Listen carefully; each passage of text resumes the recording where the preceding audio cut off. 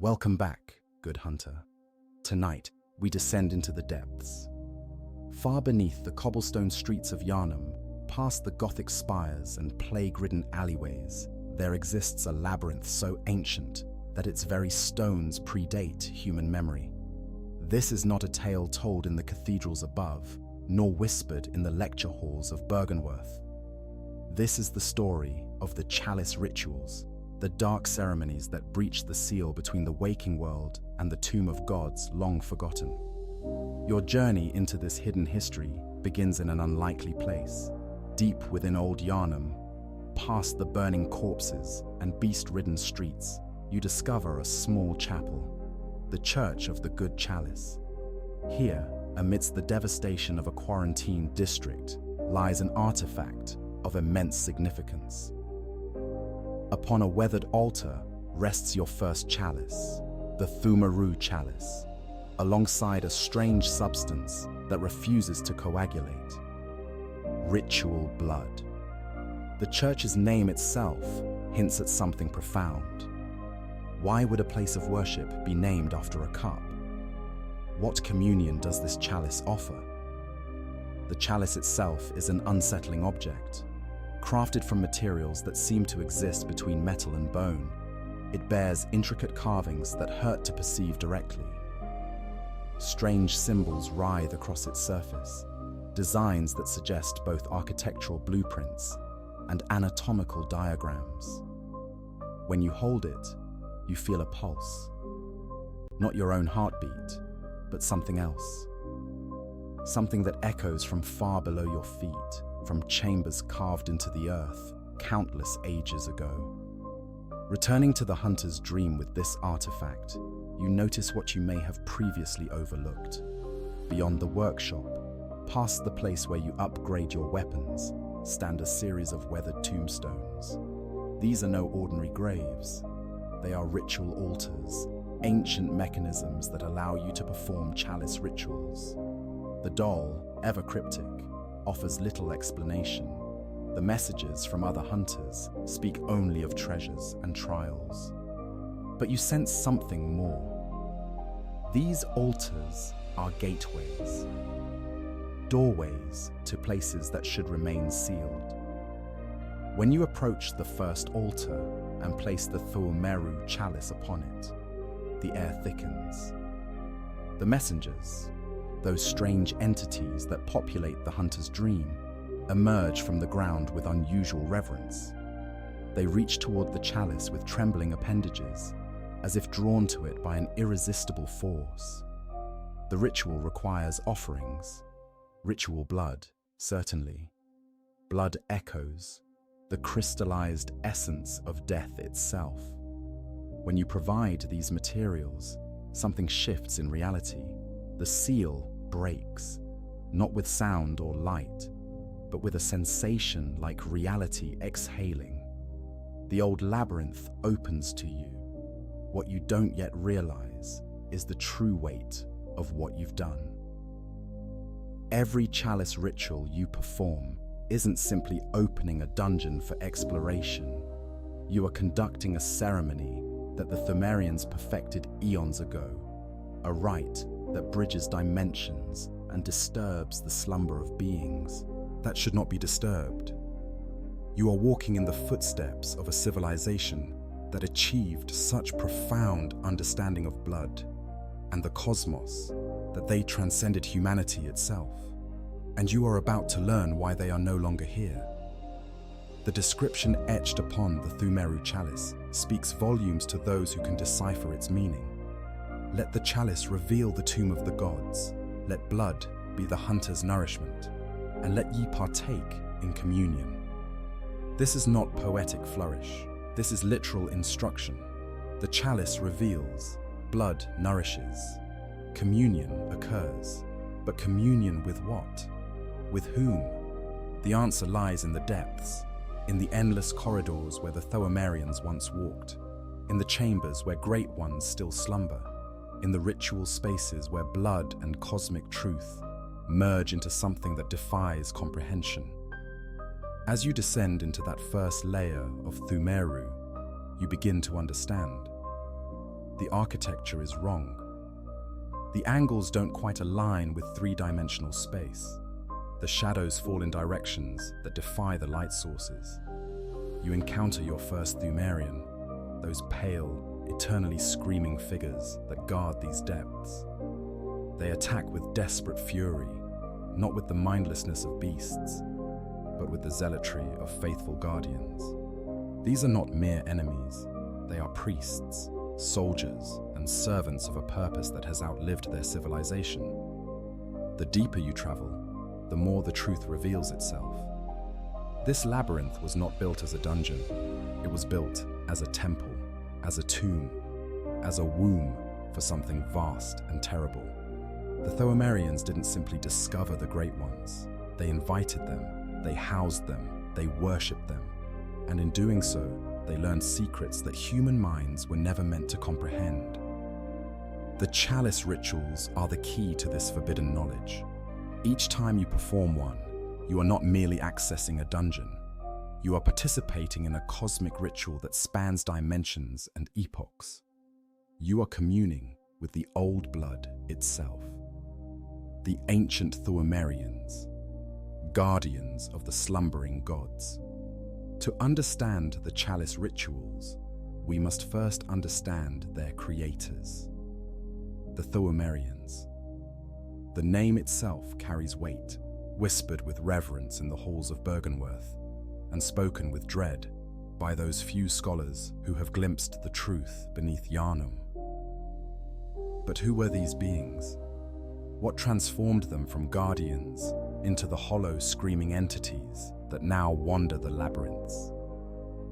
The Pthumerians were not human, not in any conventional sense. The item descriptions consistently refer to them as superhuman beings, creatures that transcended the limitations of ordinary flesh through their contact with the Great Ones and their understanding of what the game calls the Eldritch Truth. But they began as something recognizable. Archaeological evidence scattered throughout the labyrinths suggests they were once a civilization not unlike early humanity. They built cities, they formed societies, they worshipped gods. The crucial difference is that their gods were real, tangible, and sleeping beneath the earth. Physically, the Pthumerians display characteristics that reveal their transformation. Their bodies are elongated, far taller than humans, with limbs stretched beyond natural proportion. Their skin has taken on a pallid, greyish quality, as if drained of all warmth and vitality.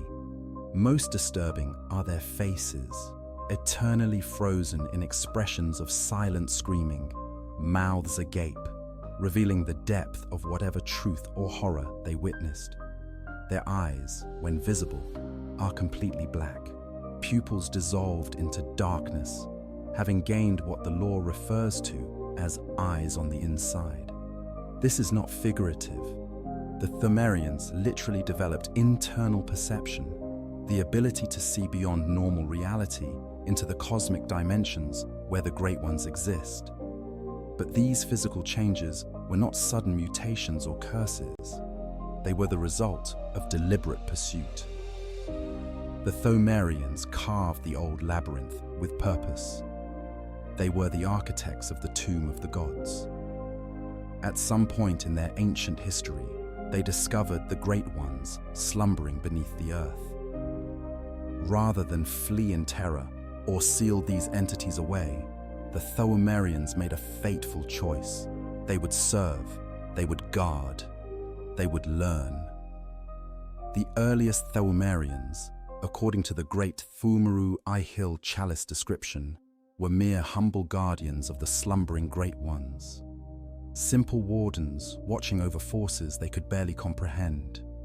Generation by generation, through this proximity to cosmic entities, through exposure to the old blood that the Great Ones secreted, through witnessing truths that shattered conventional understanding of reality, the Pthumerians transformed. They grew taller, stronger, more durable. They developed powers over fire and blood.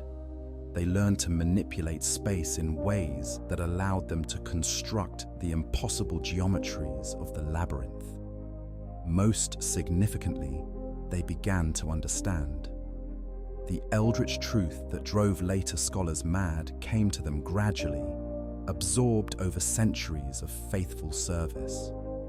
This transformation brought power, but also tragedy. The Pthumerians who gained this knowledge found themselves increasingly alienated from their original nature. The ceremony of flame, a ritual that cremated both body and soul, allowed certain Pthumerians to achieve a form of eternal life. The keepers of the Old Lords, for example, are described as having been granted eternal life by the ones they obey. But eternity came at a cost. These eternal beings exist in an ashen, incomplete state. Their souls burned away, even as their bodies persist. They are alive, but not living, conscious but not truly aware, bound to their purpose for all time. The social structure of Pthumerian civilization evolved alongside these changes. Early Pthumerians had no leaders. They were a collective dedicated to guardianship. But as the Great Pthumeru Ihyll Chalice tells us, their descendants felt entitled to name themselves a leader. Pthumeru Ihyll became both the title of the monarch and the name of the capital. This represents a crucial shift in philosophy. The Pthumerians transitioned from servants of the Great Ones to beings who believed themselves worthy of rulership. They began to see themselves not as guardians of gods, but as beings approaching godhood themselves. This hubris manifested in their monarchical tradition. The Pthumerian monarch was traditionally a woman who assumed a name with classical roots. These queens were not merely political leaders, but spiritual intermediaries between the Pthumerians and the Great Ones.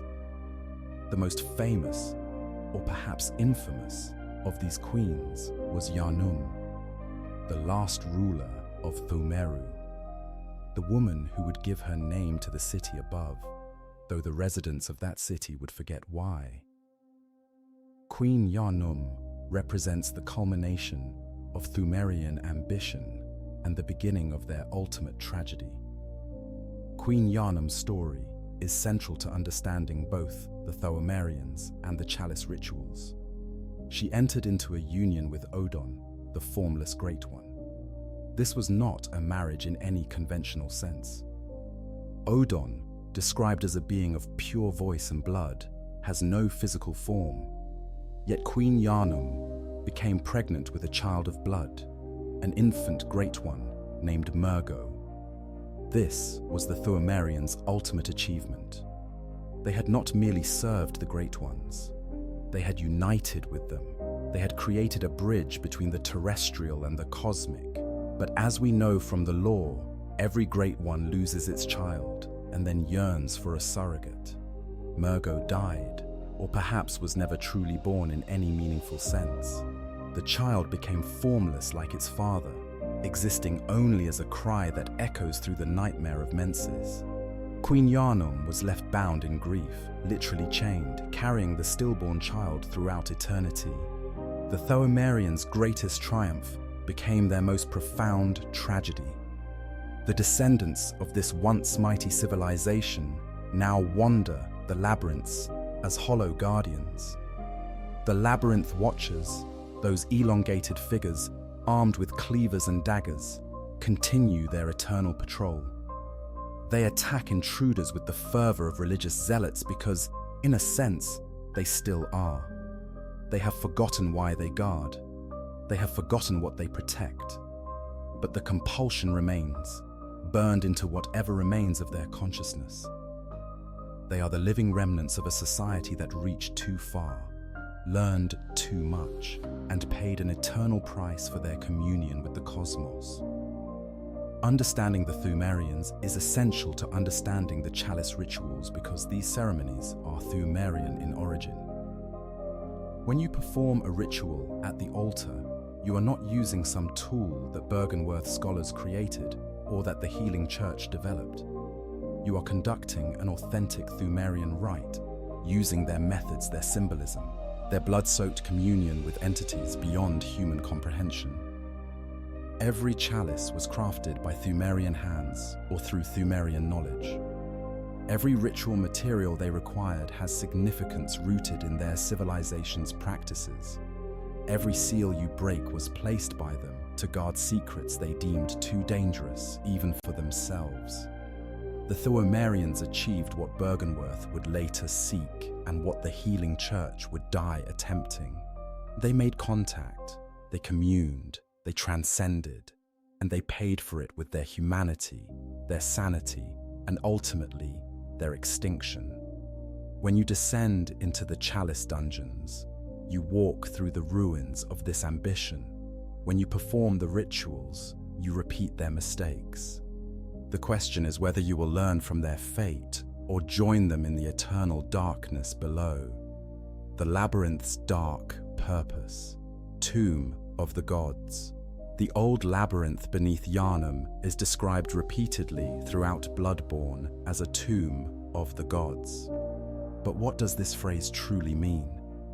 To answer this question, we must examine both the purpose of the labyrinth's construction and the nature of the beings interred within its depths.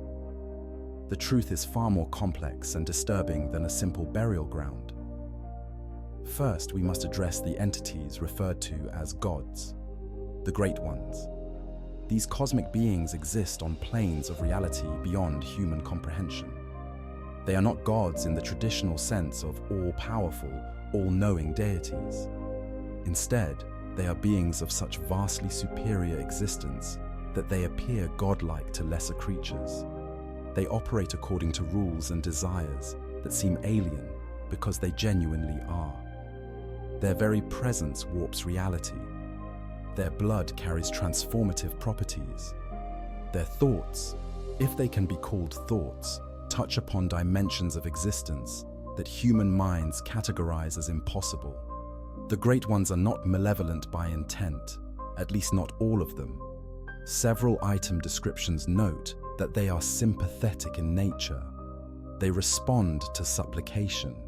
They grant communion to those who seek it. But this sympathy does not make them safe.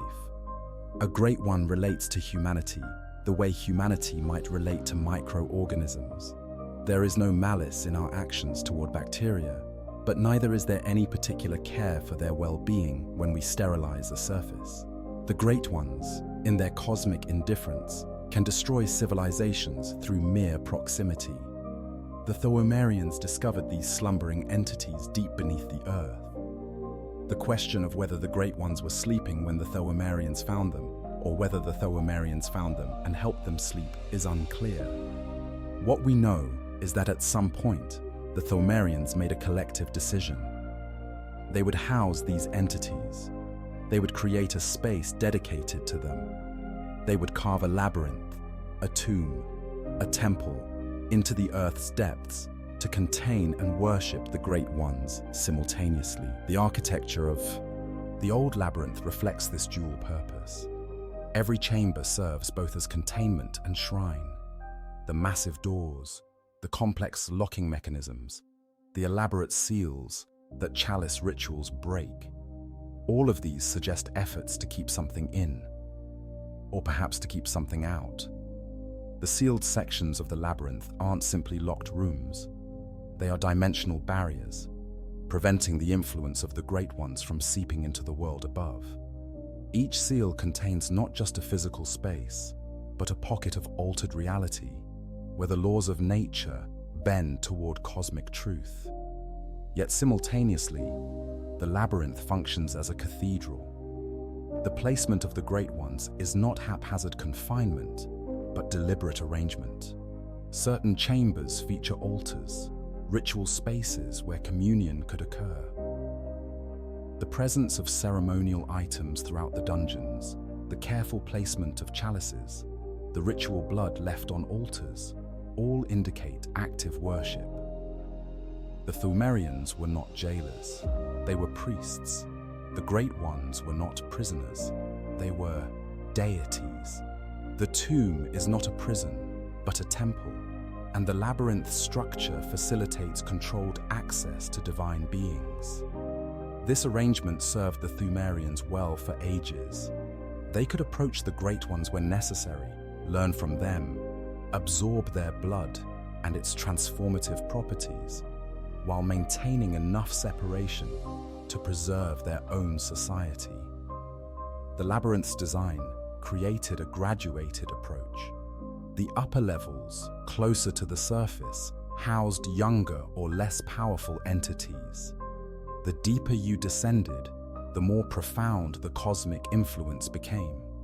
At the very bottom, in the depths of Pthumeru Ihyll, reside the most ancient and powerful Great Ones, those whose very proximity fundamentally alters reality. The hintertombs represent another aspect of this purpose. These peripheral catacombs served as unceremonious burial grounds, not for the Great Ones, but for the Pthumerians themselves, and for the countless failed experiments, the victims of the scourge, those who transformed into beasts or kin or worse. The Watchers, those eternal servants, continue to expand these tombs even now, endlessly digging, endlessly burying. The hintertombs are cesspools of noxious snakes and insects, places where death accumulates without ceremony or respect. They represent the cost of the main labyrinth's maintenance, the refuse of cosmic communion. Then we have Loran, the tragic land devoured by sands. The Loran sections of the labyrinth reveal a civilization that fell to the scourge of the beast. Here we see what happens when the tomb's containment fails, when the influence of the Great Ones escapes controlled worship and infects an entire population. The medical procedures evidenced in Loran, the attempts to control the outbreak, all proved futile. The beast plague consumed them. Their labyrinth sections now crawl with transformed creatures, silver beasts and dark beasts, the bestial offspring of failed communion. Some scholars, particularly those interested in dark beasts, continue to explore Loran's depths, seeking to understand the transformation. Isz presents yet another variation. This land was in contact with the cosmos, allowing the Great Ones to function on transcendental planes of thought. The Isz sections of the labyrinth show a civilization that leaned harder into the cosmic side of the equation. Where Loran fell to beasts, Isz fell to enlightenment. The prevalence of kin-type enemies in Isz, those beings who successfully transformed beyond humanity into something closer to the Great Ones, indicates a different approach to communion. Isz achieved what Bürgenwerth scholars would later seek. They made contact with the cosmos itself, not just the Great Ones sleeping beneath it. This contact elevated them, transformed them, and ultimately consumed them. The labyrinth, then, is not a single-purpose structure. It is simultaneously tomb, temple, laboratory, and prison. It contains the dead and the deathless, the sleeping gods and their worshippers, the results of successful communion and the victims of failed transformation. Every chalice ritual you perform opens one section of this vast complex. Each dungeon represents a different era, a different approach, a different outcome of the Pthumerians' relationship with cosmic entities. The seal that the chalice rituals break is not merely a lock on a door. It is a dimensional barrier, a separation between the nightmare realm, where the dungeons truly exist, and the waking world. This is why conducting the ritual in the hunter's dream is significant. The dream exists as a liminal space, neither fully real nor entirely nightmare. From this intermediate plane, you can breach the seals to reach places that exist in twisted dimensions, where time flows strangely and reality bends toward cosmic truth. The tomb of the gods, therefore, is not a place where gods are buried. It is a place where gods exist in a state between sleep and waking, between life and something beyond death. It is a repository of cosmic entities whose presence cannot be destroyed, only contained. And every ritual that breaks a seal, every descent into these depths, every bit of treasure or knowledge gained comes with the risk of disturbing something that should remain undisturbed. The Pthumerians learned this. Bergenworth learned this. The Healing Church is learning it still. And you, good hunter, will learn it in time. The ritual process. Breaking ancient seals. Now we turn to the mechanics and meaning of the chalice rituals themselves. What actually happens when you approach a ritual altar in the hunter's dream? What forces are you invoking? What seals are you breaking, and why were they sealed in the first place? Understanding the ritual process reveals the fundamental relationship between the hunter's dream, the nightmare realms, and the old labyrinth beneath Yharnam. The ritual altars in the hunter's dream are ancient stone structures, weathered by time but still functional after countless ages. Their design suggests they were not created by the moon presence or Gehrman.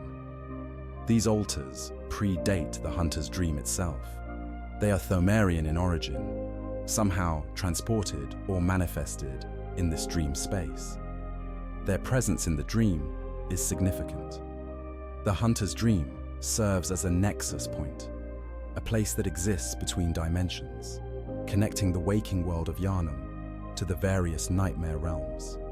The altars function from within this nexus, allowing access to spaces that cannot be reached from the physical world alone. When you place a chalice upon an altar, you initiate a complex interaction. The chalice itself serves as a key, a focus, and a vessel. Each chalice corresponds to a specific section of the old labyrinth. The Pthumeru chalices open Pthumerian domains. The Loran chalices access Loran's ruins.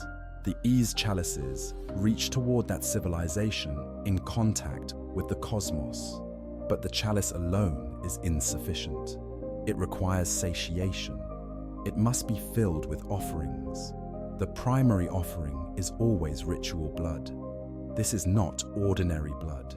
The description notes it is incoagulable, meaning it refuses to clot or solidify.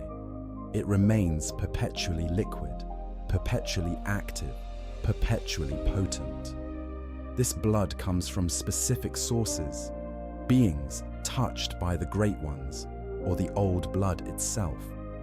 The blood carries traces of cosmic influence, residual energy from contact with entities beyond normal reality. When poured into the chalice, this blood awakens the connection between the chalice and its corresponding labyrinth section. Blood echoes form the second crucial component. These crystallized remnants of death, the quantified essence of lives ended, serve as the ritual's currency. The echoes provide energy, a sacrifice that powers the dimensional breach. The amount required scales with the depth and danger of the dungeon being created. Simple Pthumeru dungeons demand only 1,000 blood echoes. The Great Pthumeru Ihyll chalice requires 11,500. These are not arbitrary numbers.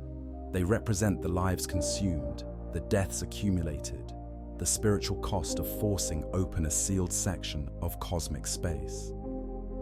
Additional materials, which we will examine in detail shortly, serve specific purposes based on the type of ritual being performed. Tomb mold represents decay and age, connecting to the ancient nature of the tombs. Cold blood flowerbud brings a touch of the living to the ceremony, a contrast to the death-saturated spaces being opened. Arcane haze contains tiny smatterings of cosmic essence, particles of higher dimensional reality necessary for reaching the deepest sections. Each material adds a component to the ritual, tuning it to access the specific type of space desired. The act of conducting the ritual involves more than simply placing these items on the altar. The messengers that inhabit the hunter's dream play an active role. These strange entities, which appear throughout the game in various forms, emerge from the ground when a ritual begins. They reach toward the chalice with evident desire, drawn to the blood and cosmic essence it contains. The messengers are not merely servants, they are participants in the ritual, entities that exist across multiple dimensions and can facilitate the breach between them. When the ritual completes, the seal breaks. This phrase appears repeatedly in chalice descriptions. But what seal? What is being broken? The answer lies in understanding the nature of the old labyrinth. The physical tunnels carved by the Pthumerians still exist beneath Yharnam, but they are not what you access through the rituals. Those physical spaces have been sealed, buried, flooded, or destroyed over the eons.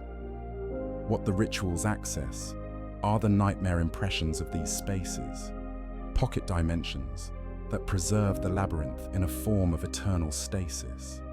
This is confirmed by seemingly minor details. The Nightmare Frontier, one of the game's nightmare realms, contains blue lanterns identical to those found in Chalice Dungeons. These lanterns serve as dimensional markers, indicating that what you explore in the Chalice Dungeons are nightmare versions of the old labyrinth, not the physical locations themselves. The dungeons exist in the same category of reality as the Hunter's Nightmare, the Nightmare Frontier, and the Nightmare of Mensis. They are dream spaces, sustained by blood and consciousness and cosmic influence, preserving moments and places from the past in eternal, accessible form. The seal, therefore, is a dimensional lock. The Pthumerians, recognizing the danger of the Great Ones and the knowledge contained in their labyrinths, sealed these spaces away from normal reality. They created barriers preventing casual access to these nightmare realms. The chalices serve as keys to these barriers, but only when properly satiated with the correct offerings. Without the ritual, without the blood and echoes and materials, the chalices are merely ancient cups. With the ritual, they become doorways to forbidden spaces. Root chalices introduce an additional layer of complexity. These chalices, rather than opening a fixed dungeon layout, create variations. According to their descriptions, root chalices are said to change the labyrinth's form each time. This is partially true. Root chalices do not truly generate random dungeons.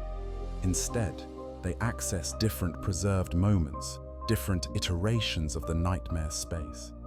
Think of it as accessing different memories of the same place. Each root chalice ritual taps into a slightly different nightmare impression, creating the appearance of randomization, while actually drawing from a vast but finite set of possibilities. The additional rites that can be added to rituals represent invitations to specific forces. The fetid offering invigorates the watchers, making the guardians more dangerous, the rotted. Offering beckons ungodly forces, summoning entities that shouldn't exist. The cursed offering defiles the dungeon, creating a space where the hunter's very vitality is eroded. Each offering weakens the seal further, allowing more of the nightmare's true nature to bleed through, making the dungeon more dangerous, but also more authentic, more true to what these spaces were in their prime. Sinister chalices take this further by explicitly inviting other hunters into your nightmare. The bell-ringing woman who appears in these dungeons is described as a mad Pthumerian, suggesting that even the act of PvP combat in the dungeons connects to ancient Pthumerian practices. Perhaps they fought each other in ritualized combat within the labyrinths. Perhaps the Great Ones demanded blood sport. The sinister chalices resurrect these practices, turning your exploration into a hunting ground where you become both predator and prey. The makeshift altar presents a final variation. This altar, when used with the short ritual root chalice, allows you to join other hunters' dungeons without possessing the specific chalice yourself. It serves as a universal key, a shortcut through the dimensional barriers. The fact that this works from the hunter's dream reinforces that these are nightmare spaces. The dream can connect to any nightmare if given the proper focus. Performing a chalice ritual, then, is not a simple matter of opening a dungeon for gameplay purposes. It is a genuine cosmic ceremony with roots in Pthumerian blood magic. You are breaking dimensional seals placed by a civilization that transcended humanity. You are accessing nightmare realms that preserve the worst and most dangerous moments of ancient history. You are communing, whether you realize it or not, with the influence of sleeping gods. The ritual works because you perform it from the hunter's dream, a space already touched by the moon presence and existing in the boundary between realities. You work because you are part hunter, part dreamer, part something else. And every seal you break brings you closer to the truth the Pthumerians discovered, closer to the tomb of the gods, closer to understanding why some knowledge should remain buried. The dark ingredients: blood, bone, and corruption. The materials required for chalice rituals tell their own dark story. Each component carries significance beyond its mechanical function. These are not arbitrary ingredients gathered for gameplay balance. They are carefully chosen elements that reflect the true nature of the rituals and the costs of accessing forbidden spaces. Let us examine each material and understand what it truly represents. Ritual blood is the foundation of every chalice ceremony. This incoagulable substance, blood that refuses to clot or solidify, exists in 5 different grades. The description states that one of the basic ingredients used to satiate a holy chalice is this blood, and adds the ominous phrase, "When all is melted in blood, all is reborn." This is not metaphor. This is the core philosophy of the chalice rituals. Blood serves as both destroyer and creator, as the medium through which reality is transformed. Ritual blood of the first tier can be found easily in Old Yharnam, at the altar where the blood-starved beast was crucified. This placement is telling. The first ritual blood appears at a site of sacrifice in a district consumed by plague and flame. It suggests that ritual blood is created through suffering, through the transformation of living beings into something else. The congregated beast patients found near this altar, their transformation partially complete, hint at how ritual blood might be harvested or generated. Higher tiers of ritual blood come from deeper in the labyrinths themselves, or from enemies more deeply transformed by the old blood. Ritual blood, level 4, for example, drops from kidnappers, merciless watchers, labyrinth rite-keepers, and shadows of Yharnam found in the dungeons. These are all beings significantly touched by cosmic forces. Their blood has been transformed through exposure to the Great Ones, or through participation in ancient rituals. When you collect their blood, you are gathering the residue of this transformation. Ritual blood level 5, the highest grade, is found only in the deepest dungeons, or can be purchased after defeating Queen Yharnam herself. This blood comes from the most profoundly transformed beings, those closest to the cosmic truth. It represents blood that has been refined through centuries or millennia of exposure to Great One influence. It is blood that barely remembers being human. Tomb mold appears in 4 tiers, paralleling the ritual blood grades. This material represents decay, the accumulation of death over vast spans of time. The mold grows in the ancient tombs, feeding on the remains of the dead, absorbing the essence of countless corpses. When you add tomb mold to a chalice ritual, you are incorporating death itself into the ceremony. You are acknowledging that what you seek to access is a tomb, a place of endings, a repository of mortality elevated to cosmic significance. The progression of tomb mold tears tells a story. The deeper you go, the older the mold, the more deaths it has absorbed, the more potent its essence. Tomb mold, level 4, comes from Pthumeru Ihyll, the deepest and oldest section of the labyrinth. This mold has been accumulating for an unthinkable span of time, growing fat on the deaths of an entire civilization. Cold blood flowerbud appears as an unexpected component, a material associated with life and growth rather than death and decay. These beautiful pale blooms grow in the Chalice Dungeons, thriving in places that should support no life at all. They are described as special cold blood that flowers above ground. This suggests that the blooms feed on blood, draw nourishment from the same old blood that infuses the labyrinths. They represent life, persisting in the face of death, but life that has been fundamentally warped, that draws sustenance from blood rather than soil and sun. Using cold blood flowerbud in a ritual might serve to balance the death focus of tomb mold. Where mold represents decay, the flowerbud represents twisted growth. Together, they create a complete cycle, acknowledging both the ending and continuation of existence in these nightmare spaces. Arcane haze is described as tiny smatterings of haze found in certain ritual materials. This cryptic substance represents something more abstract than blood or mold. It is the residue of cosmic contact, particles of higher dimensional reality that have condensed into semi-material form.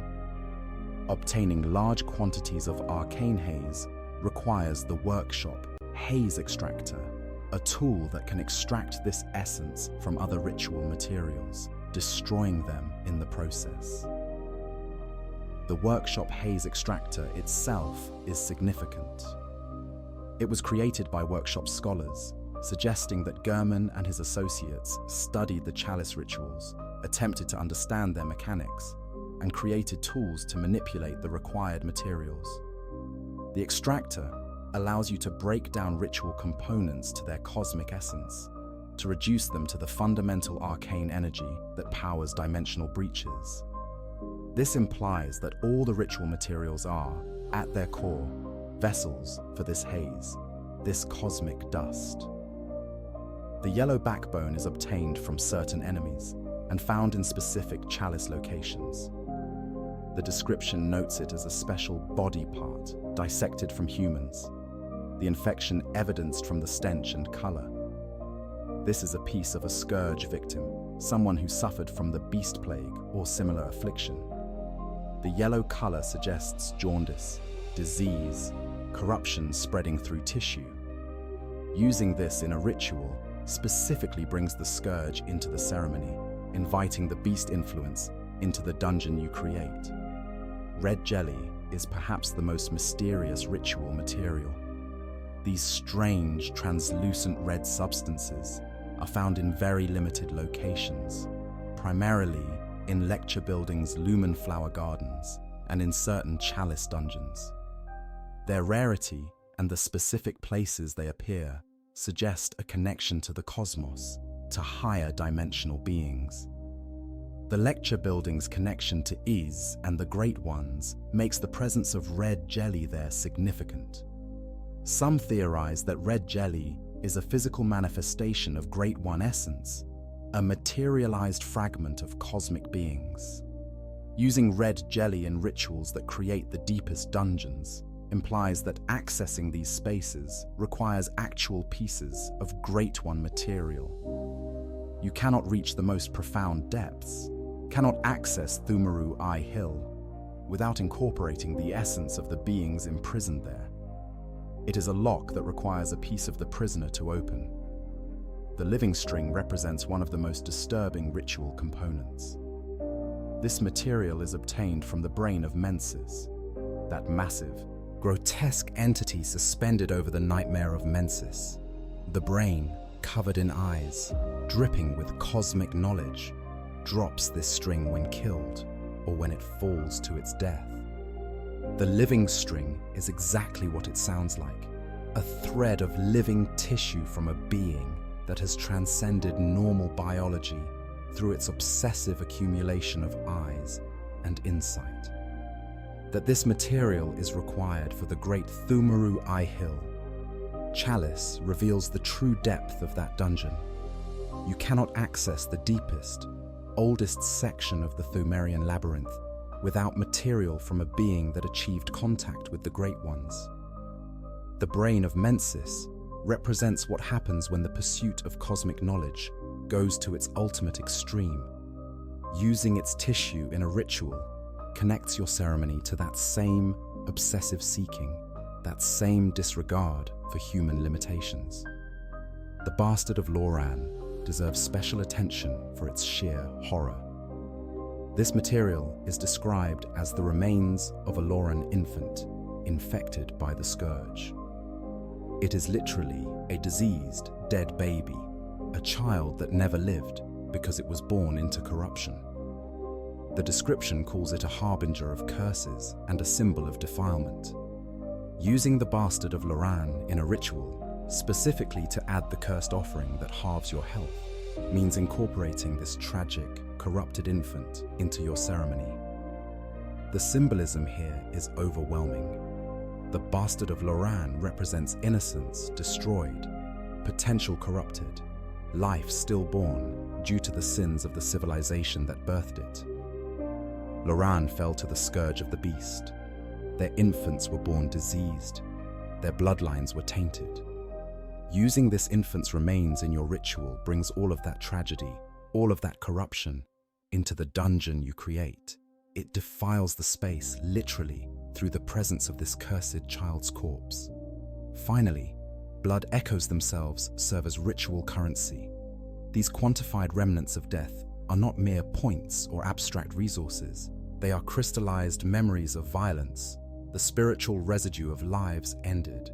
When you spend blood echoes in a ritual, you are sacrificing these deaths, feeding them into the ceremony as fuel. The amount required increases with depth, suggesting that accessing more dangerous or significant spaces demands more death as payment. Together, these materials paint a picture of what the Chalice rituals truly are. They are ceremonies that combine blood, death, disease, cosmic essence, and sacrifice. They acknowledge the tomb nature of what you're accessing, while simultaneously inviting the forces that created and destroyed ancient civilizations. Every ritual you perform requires you to gather pieces of horror, to collect the remains of suffering, to accumulate death and corruption and cosmic residue.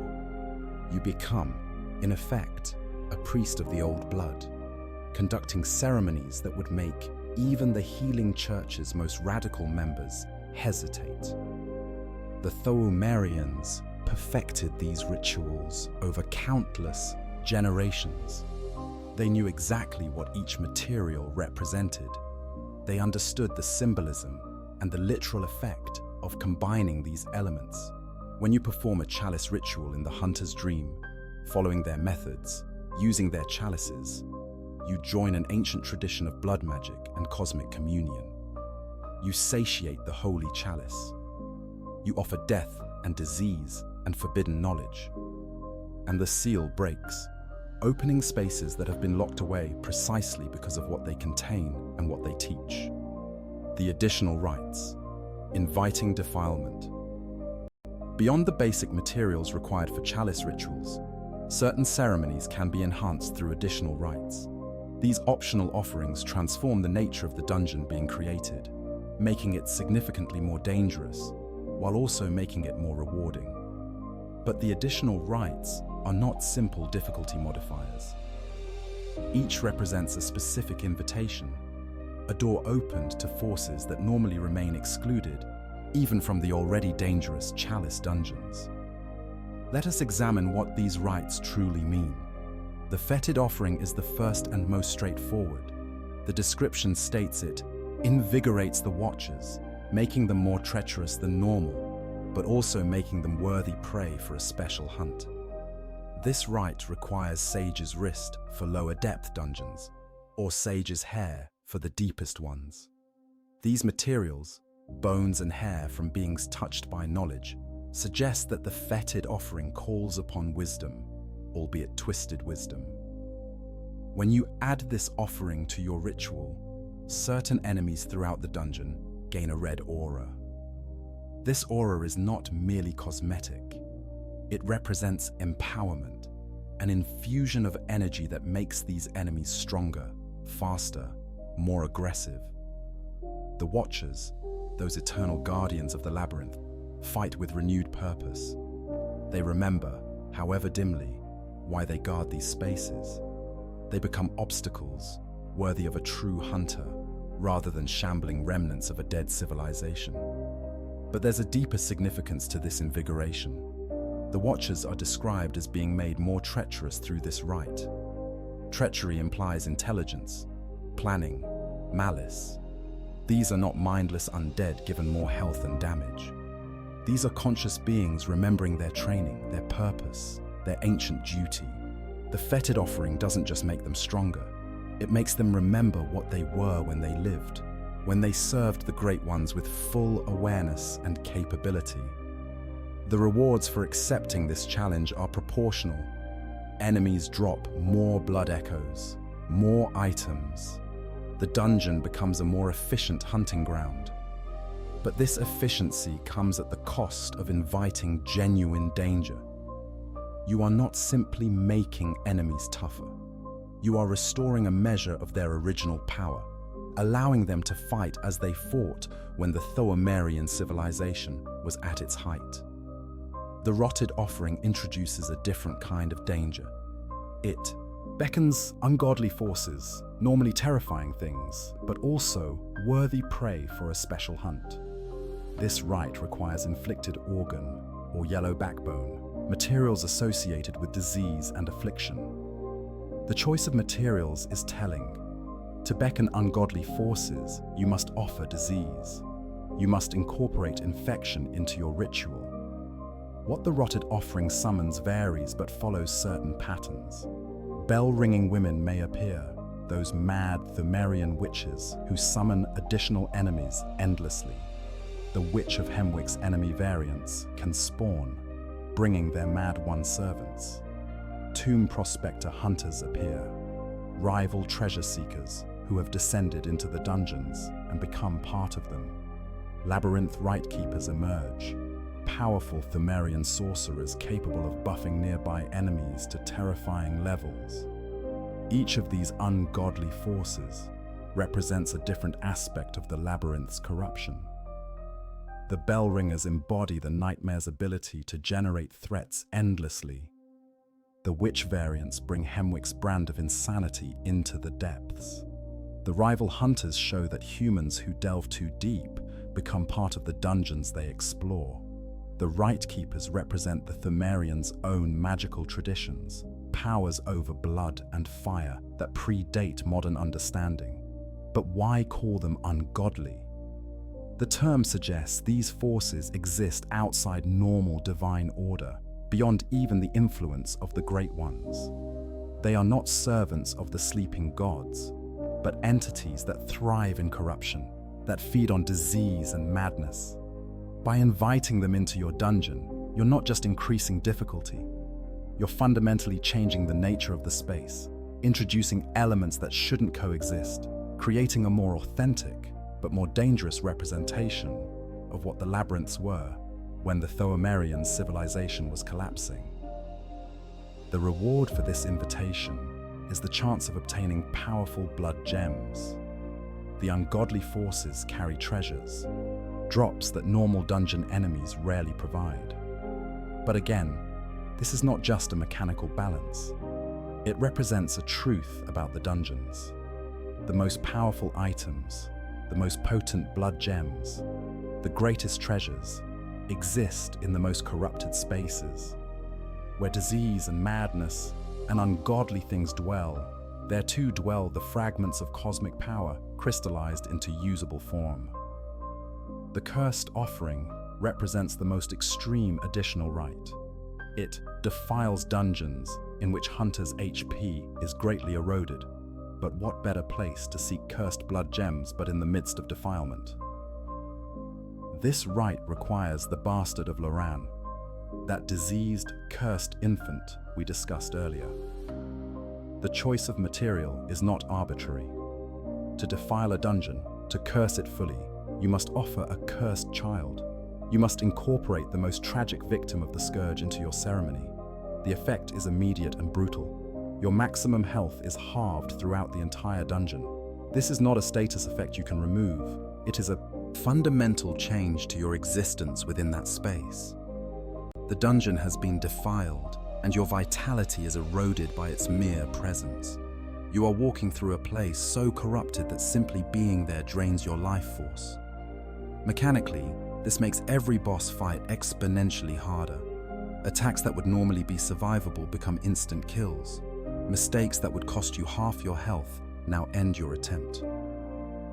The defiled chalice, where this offering is first required, has a reputation as one of Bloodborne's most brutal challenges precisely because of this health reduction. Bosses like the Watchdog of the Old Lords and the Keeper of the Old Lords become tests of perfect execution. But narratively, this challenge represents something more profound. The cursed offering shows you what it means to exist in a space fully saturated with the old blood's corrupting influence. This is what it was like to live in Loran as the scourge consumed them. This is what it felt like to be Pthumerian as your civilization transformed beyond recognition. Your eroded health is not a challenge mechanic. It is a simulation of genuine corruption, of your body struggling to maintain cohesion in a space that warps vitality itself. The reward, cursed blood gems, reflects this corruption. These gems boost your damage significantly, but come with drawbacks: increased stamina costs, health drain, durability loss. They are power gained through corruption, strength purchased with sacrifice. They represent the same bargain the Pthumerians made, the same choice Loran faced, the same temptation Yharnam succumbed to: power at any cost, strength through suffering. All enemies in a cursed dungeon drop these corrupted gems. Even minor foes carry fragments of this tainted power. The dungeon itself has become a factory of corruption, a space where everything is touched by curse and defilement. This is authentic. This is what the deepest, oldest sections of the labyrinth truly feel like. The defiled dungeon is not harder for difficulty's sake. It is showing you the truth that milder dungeons conceal. The sinister offering, implemented through specific sinister chalices rather than as an additional rite, adds another dimension. These chalices require arcane haze alongside normal materials and summon the bell-ringing woman to each layer. If the boss hasn't been defeated, she will spawn, and she will ring her sinister bell, beckoning hostile hunters from other worlds. PvP in the Chalice Dungeons is not merely a multiplayer feature. It represents a truth about the labyrinths.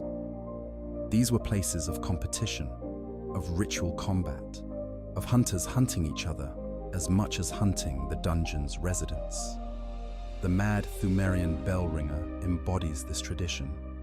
She stands as a remnant of practices where Pthumerians would fight each other in the depths, perhaps as offerings to the Great Ones, perhaps as a way to prove worth, perhaps simply because violence in the presence of sleeping gods please those entities.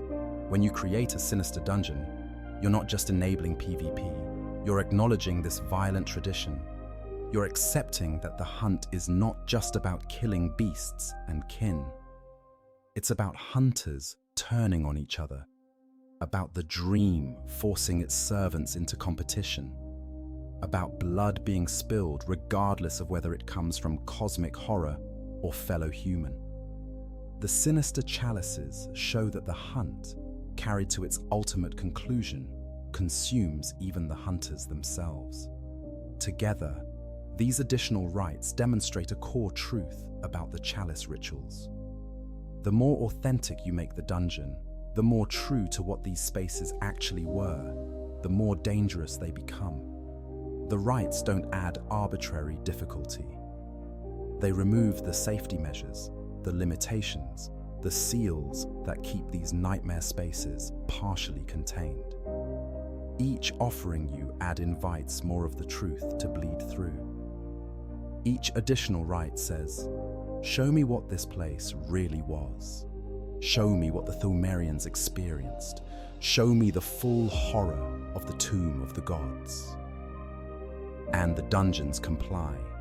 They show you, they make you experience it. And if you survive, if you overcome these challenges, you gain rewards soaked in that same corruption. The gems and materials and weapons you extract from defiled, rotted, fetid, sinister dungeons carry the taint of those spaces. Using them means incorporating that corruption into your own arsenal, becoming more like the Pthumerians who first walked these halls. The additional rites are invitations. Invitations to experience the full truth. Invitations to defilement. And every hunter who performs these rituals accepts the invitation, knowingly or not. The eternal guardians, fire and devotion. Throughout the Chalice Dungeons, you encounter various defenders. These are not random monsters or mindless undead. They are servants, guardians, warriors of a once great civilization who continue their duty long after their civilization has fallen. Understanding who these guardians are, what made them eternal, and why they continue their vigil reveals much about the nature of the Chalice rituals and the spaces they open. The keepers of the Old Lords stand among the most formidable of these guardians. These tall, robed figures wielding flaming sabers embody the Pthumerians' mastery over fire and their dedication to the Great Ones. The description states they were granted eternal life by the masters they protect. This is not metaphor. The keepers achieve genuine immortality through their service, but immortality of a specific and terrible kind. The ceremony of flame, referenced in various item descriptions, is the key to understanding the keepers. This ritual cremated body and soul, reducing Pthumerians to ash while simultaneously preserving them in an eternal state. The keepers exist as ashen beings, their physical forms burned away yet somehow reconstituted, their souls consumed yet awareness, persisting. They are alive in the sense that they move, think, and fight. They are dead in that nothing mortal remains within them. Fire purified them beyond death and beyond life into a state of eternal service. Their mastery of fire is not merely a combat skill. Fire was sacred to the Pthumerians, associated with purification and the Great Ones themselves. The ability to imbue weapons with flame, to conjure fire from nothing, to create bursts and waves of flame. These powers come from the same source that granted the keepers immortality. Fire is the medium of their transformation, the element through which they transcended mortality. When a keeper coats her saber in flames, she is not casting a spell. She is channeling the same fire that made her eternal. The keepers you encounter in dungeons are predominantly female, though male variants exist accompanied by hunting dogs. The female variants serve as bosses or mini-bosses, powerful enough to challenge even veteran hunters. They fight with a peculiar grace, their movements fluid despite the inhuman nature of their existence. They use various fire techniques from close-range bursts to medium-range waves to area denial flames. Each technique demonstrates deep understanding of fire's properties, the knowledge that comes from centuries or millennia of working with this element. But observe their faces when you can glimpse them beneath their wide-brimmed hats. The same stretched features, the same hollow expressions, the same eternally silent scream that characterizes all Pthumerians. The keepers paid for their immortality with their humanity. They continue their duty not through choice, but through compulsion, their purpose burned into whatever remains of their consciousness. They guard the old lords, the great ones, the sleeping entities in the tomb's depths. They have done so for ages beyond counting. They will do so for ages more, unless you end them. The watchdogs of the old lords present a different form of eternal guardian. These massive, burning canines are not living creatures in any conventional sense. Their flesh has been seared away by their own internal fires, leaving them as mobile frameworks of bone and exposed muscle wrapped in eternal flame. They are dogs transformed through the same ceremony that created the keepers, rendered eternal through fire, their loyalty to the Great Ones burned into their very essence. The watchdog's creation likely involved similar rituals to the keepers, but applied to animals rather than Pthumerians. This suggests the ceremony of flame was not limited to humans. Anything could be rendered eternal through fire. Anything could be transformed into a guardian of the tomb. The choice of dogs is telling. Dogs are loyal by nature, devoted to their masters, willing to guard unto death. Making them eternal guardians simply extends that natural loyalty into an eternal compulsion. Fighting a watchdog is fighting a creature that cannot truly die because it has already died and been reconstituted through fire. It feels no pain, knows no fatigue, holds no doubt. It charges with single-minded fury, swipes with claws wreathed in flame, unleashes explosive bursts when enraged. The deeper you go in the dungeons, the more powerful the watchdogs become, suggesting that those protecting the lowest levels have guarded their posts the longest, have been reinforced by more elaborate rituals, have been fed more cosmic essence to sustain their eternal burning. The Labyrinth Watchers represent a more numerous class of guardian. These gaunt, stretched Pthumerians wield various weapons and patrol the dungeons in large numbers. Unlike the keepers and watchdogs, the regular watchers do not appear to have undergone the ceremony of flame. They are not eternal in the same way. Instead, they seem to be the remnants of Pthumerians who died serving the labyrinths and now exist as some form of undead or nightmare construct, tied to the spaces they defended in life.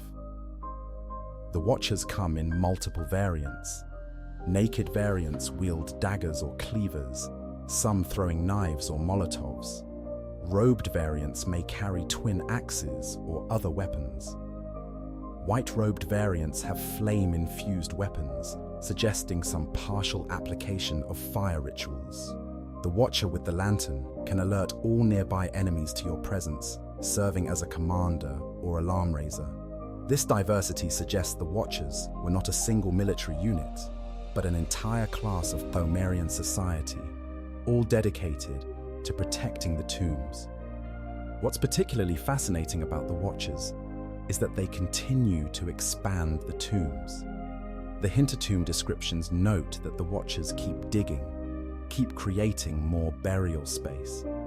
They don't simply guard existing chambers, they actively work to expand the labyrinth. This implies they retain enough consciousness to perform complex tasks, enough understanding to continue architectural work, enough purpose to pursue their civilization's goals despite that civilization's extinction. Imagine what this means.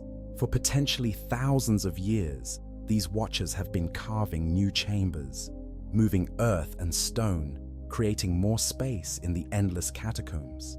Do they know why they dig? Do they remember what they're making room for? Or is it simply compulsion, the last echo of purpose driving them to perform tasks they no longer understand?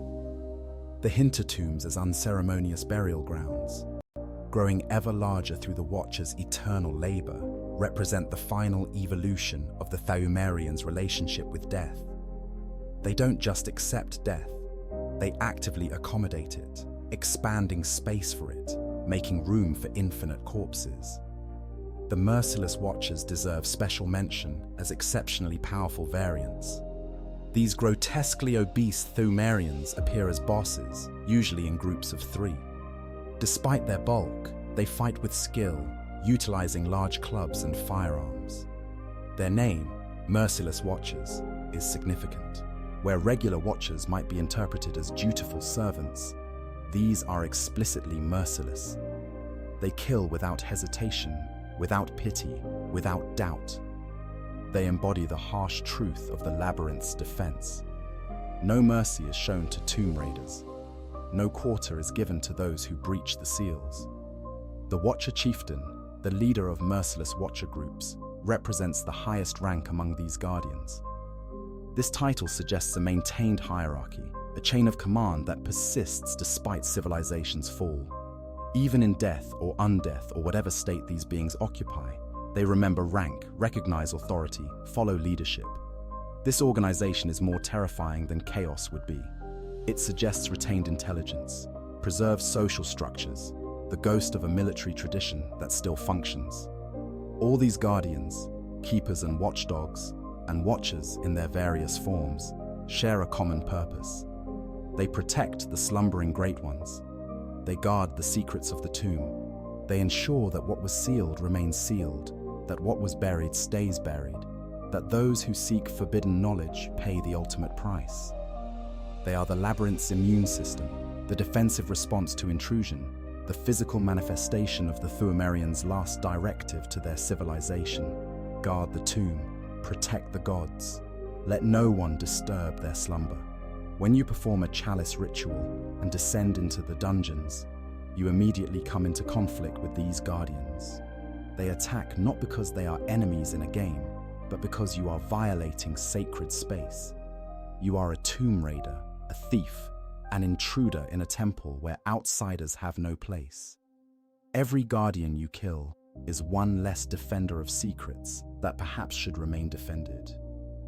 Every keeper you burn, every watchdog you slay, every watcher you cut down, represents a breach in the labyrinth's defenses, a weakening of the seals, a step closer to disturbing what should not be disturbed.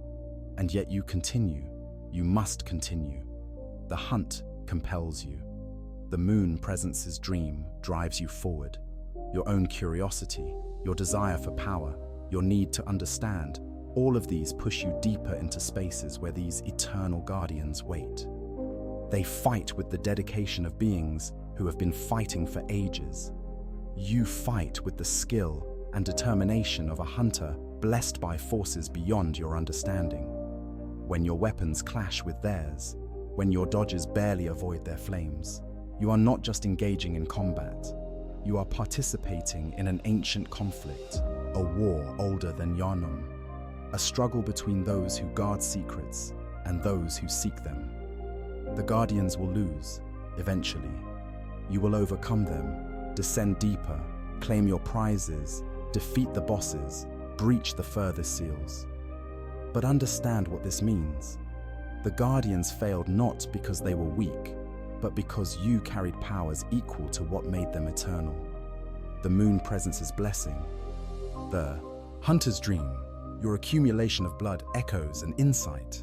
All of these are transformative forces comparable to the ceremony of flame. You are becoming something like the keepers, changed by your service to hunting, sustained by dream logic rather than natural law, driven by compulsion toward a purpose you may not fully understand. The eternal guardians are not just enemies, they are mirrors. They show you what eternal service means, what dedication unto eternity costs, what happens when purpose outlives everything else. When a keeper rises to face you one more time, flames coating her saber, death emanating from her ashen form, you are not just fighting a dungeon boss. You are fighting a reflection of what you are becoming: a guardian, a weapon, a tool of forces greater than yourself. The only difference is which master you serve, which purpose drives you. And in the depths of the Chalice Dungeons, even that difference begins to blur. 3 civilizations, 3 fates.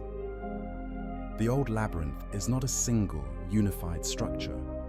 It is a conglomeration of spaces carved by different civilizations at different times, each approaching the challenge of the Great Ones in different ways, each falling to different fates.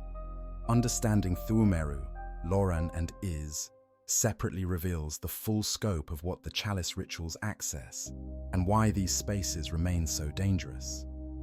Pthumeru is the original, the foundation, the civilization from which all knowledge of the labyrinths originates. The Pthumerian sections of the dungeon form the majority of what you explore, layer upon layer of stone corridors and ritual chambers extending down into unfathomable depths. The architecture here is the most deliberate, the most ceremonial. Every room has purpose, every corridor leads somewhere significant. This was not merely a city or a tomb, but a carefully designed sacred space, architecture in service of worship and containment. The Pthumerians approached the Great Ones with a mixture of reverence and pragmatism. They were guardians first, worshippers second. Their society organized around the maintenance and protection of the Tomb of the Gods. From the simple watchers at the highest levels to the powerful keepers deeper down, from the Pthumeru Chalice's relatively shallow spaces to the Pthumeru Ihyll's ultimate depths, everything reflects a civilization that understood what it was dealing with and structured itself accordingly. The transformation of Pthumerian society over time is reflected in the progression of their dungeon sections. Early areas show humble guardianship, simple structures, basic defenses. Deeper areas reveal growing ambition, more elaborate rituals, greater powers at play. The central Pthumeru sections demonstrate a civilization in its prime, confident in its control of the spaces it created. The lower Pthumeru sections hint at complications, at powers growing beyond control, at the scourge beginning to take hold. By the time you reach Pthumeru Ihyll, the deepest and oldest section, you encounter a civilization at its apex and its breaking point simultaneously. This was where the monarchy was established, where the title of Pthumeru Ihyll was claimed by both ruler and capital. Here, the Pthumerians went from servants of the Great Ones to beings who believed themselves approaching equal status. Here, Queen Yharnam made her bargain with Odin. Here, the child of blood was conceived. Here, everything fell apart. The depths of Pthumeru Ihyll contained the most powerful enemies, the most dangerous traps, the greatest treasures. They also contain the truth of what cosmic communion costs. The architecture becomes more twisted, less aligned with normal geometry. The enemies display greater transformation, bodies warped beyond recognition. The very air feels different, heavy with ages and blood, and the presence of beings whose slumber is disturbed by your intrusion. Loran presents a starkly different picture. Where Pthumeru was stone and careful architecture, Loran is sand and decay. The tragic land devoured by the sands, as the description states, was once a thriving civilization with its own approach to the Great Ones. But Loran fell to the scourge of the beast more completely than anywhere else. The dungeons preserving Loran show this transformation in horrifying detail. The enemies in Loran's sections are predominantly beast type, silver beasts with their partially transformed bodies, dark beasts crackling with electricity, abhorrent beasts that have mutated into forms barely recognizable as once human. These are not beasts in the sense of animals. They are people who transformed, victims of a plague that rewrote their biology, corrupted their forms, reduced them to savage predators, while leaving just enough awareness to make their existence torture. The tragedy of Loran is emphasized by the medical evidence scattered throughout their dungeons. There are trace remains of medical procedures in parts of ailing Loran, the descriptions note, though whether these were attempts to control the scourge of the beast or the cause of the outbreak remains unknown. This ambiguity is crucial. Loran might have fallen despite trying to cure the scourge, or Loran might have caused the scourge through their own attempts at blood healing, their own experiments with the old blood, their own version of the mistakes Yharnam would later repeat. The sand that devoured Loran is not natural desert. This was transformation of landscape itself, a fundamental change in the nature of the place. Some interpretations suggest the sand is actually decomposed organic matter, the remnants of countless beasts that died and decayed, their bodies breaking down into the dunes that now fill Loran's chambers. If true, this means the sand itself is corpses, that you wade through the physical remains of an entire civilization, transformed and destroyed. The dark beasts of Loran deserve special mention. These creatures, crackling with electricity, represent the furthest transformation into beasthood. They have shed all humanity, all Pthumerian characteristics, becoming pure predators, wreathed in electrical discharge. The fact that a Pthumerian named Archibald dedicated his life to studying the sparks from dark beast hides suggests these creatures fascinated those seeking to understand transformation. What secrets did their altered biology hold? What lessons could be learned from beings that had shed all vestiges of their original nature? Some scholars note that Yharnam will be next, that the extrapolation from Loran's fate to Yharnam's is dreaded but undeniable. This prophecy hangs over your entire journey. Old Yharnam already fell to beasts and was burned. Central Yharnam teeters on the edge of full transformation. The Chalice Dungeons show you Loran as a warning, a preview, a future that Yharnam is racing toward. Every beast you encounter in the main game is echoing Loran's tragedy. Every measure the healing church takes, from quarantines to burning to hunting, mirrors whatever desperate attempts Loran made in their final days. Isz stands apart from both Pthumeru and Loran. The land in contact with the cosmos, the civilization that achieved transcendental thought, Isz did not fall to guardianship's burden or beast's corruption. Isz ascended, or at least attempted to. The results are scattered throughout the Great Pthumeru Dungeons in forms that defy easy categorization. The architecture of Isz is distinct. Where Pthumeru is stone and Loran is sand, Isz is strange geometry and impossible angles. The structures don't quite make sense in three-dimensional space. Bridges extend into directions that shouldn't exist. Chambers connect in ways that violate normal topology. This is not poor design. This is accurate representation of a space that exists partially in dimensions beyond normal perception. Isz's contact with the cosmos fundamentally altered the nature of their physical reality. The enemies in Isz reflect this ascension. Celestial emissaries, those bulbous-headed creatures that waddle toward you with unsettling purpose, represent successful transformation into kin. They are no longer Pthumerian or human, but something closer to the Great Ones themselves. Brainsuckers, those insect-like entities that drain your insight, show another form of cosmic contact, beings that feed on knowledge itself. The Garden of Eyes, clusters of writhing ocular appendages, embody the literal interpretation of gaining eyes on the inside. Isz discovered or developed blood treatment techniques that produced kin rather than beasts. Where Loran fell to bestial transformation, Isz cultivated celestial transformation.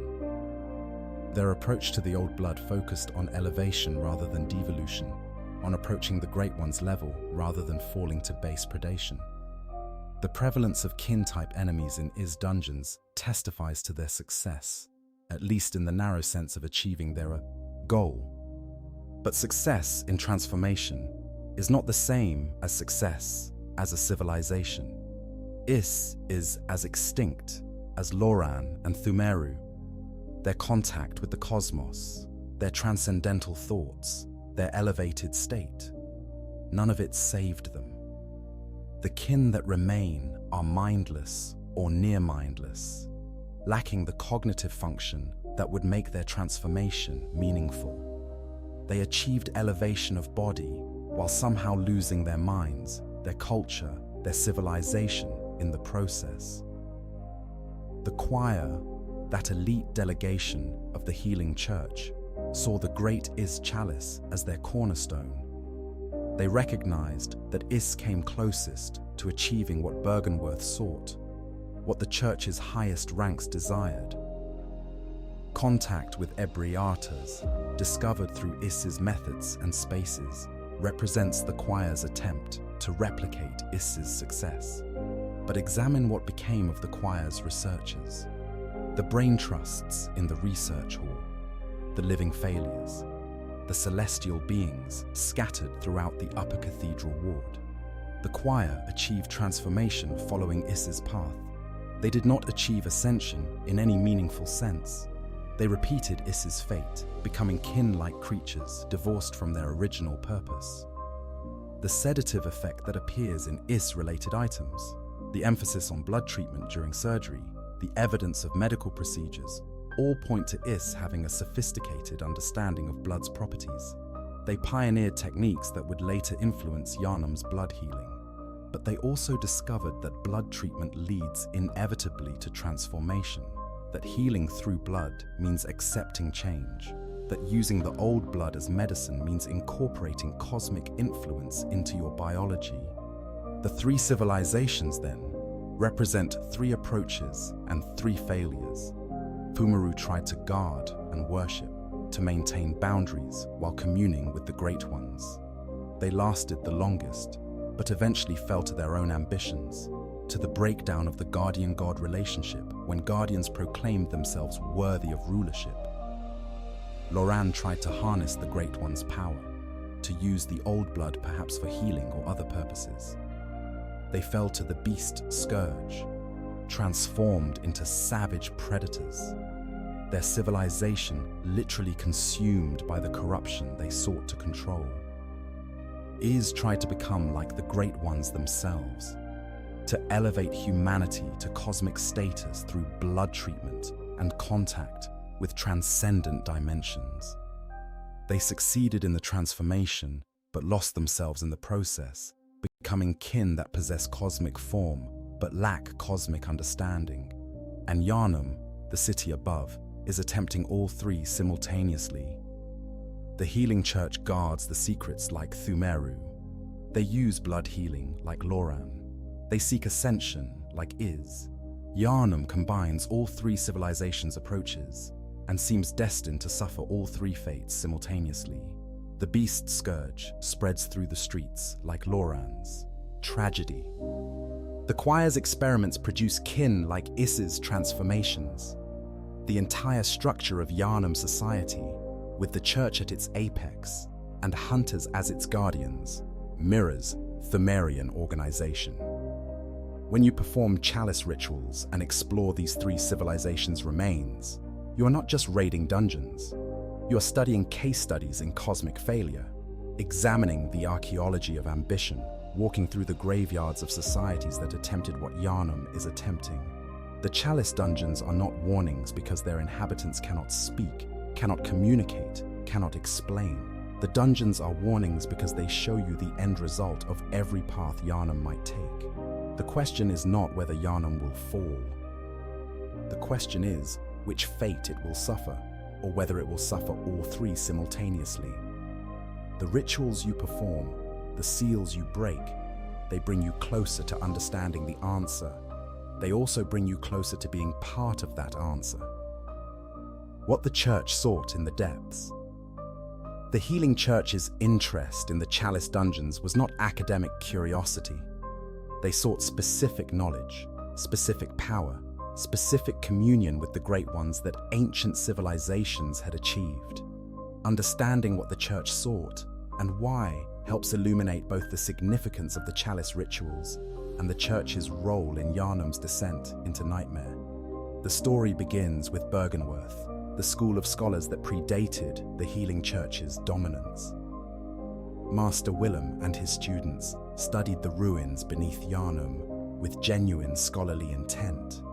They sought knowledge for knowledge's sake, hoping to elevate humanity through understanding rather than through physical transformation.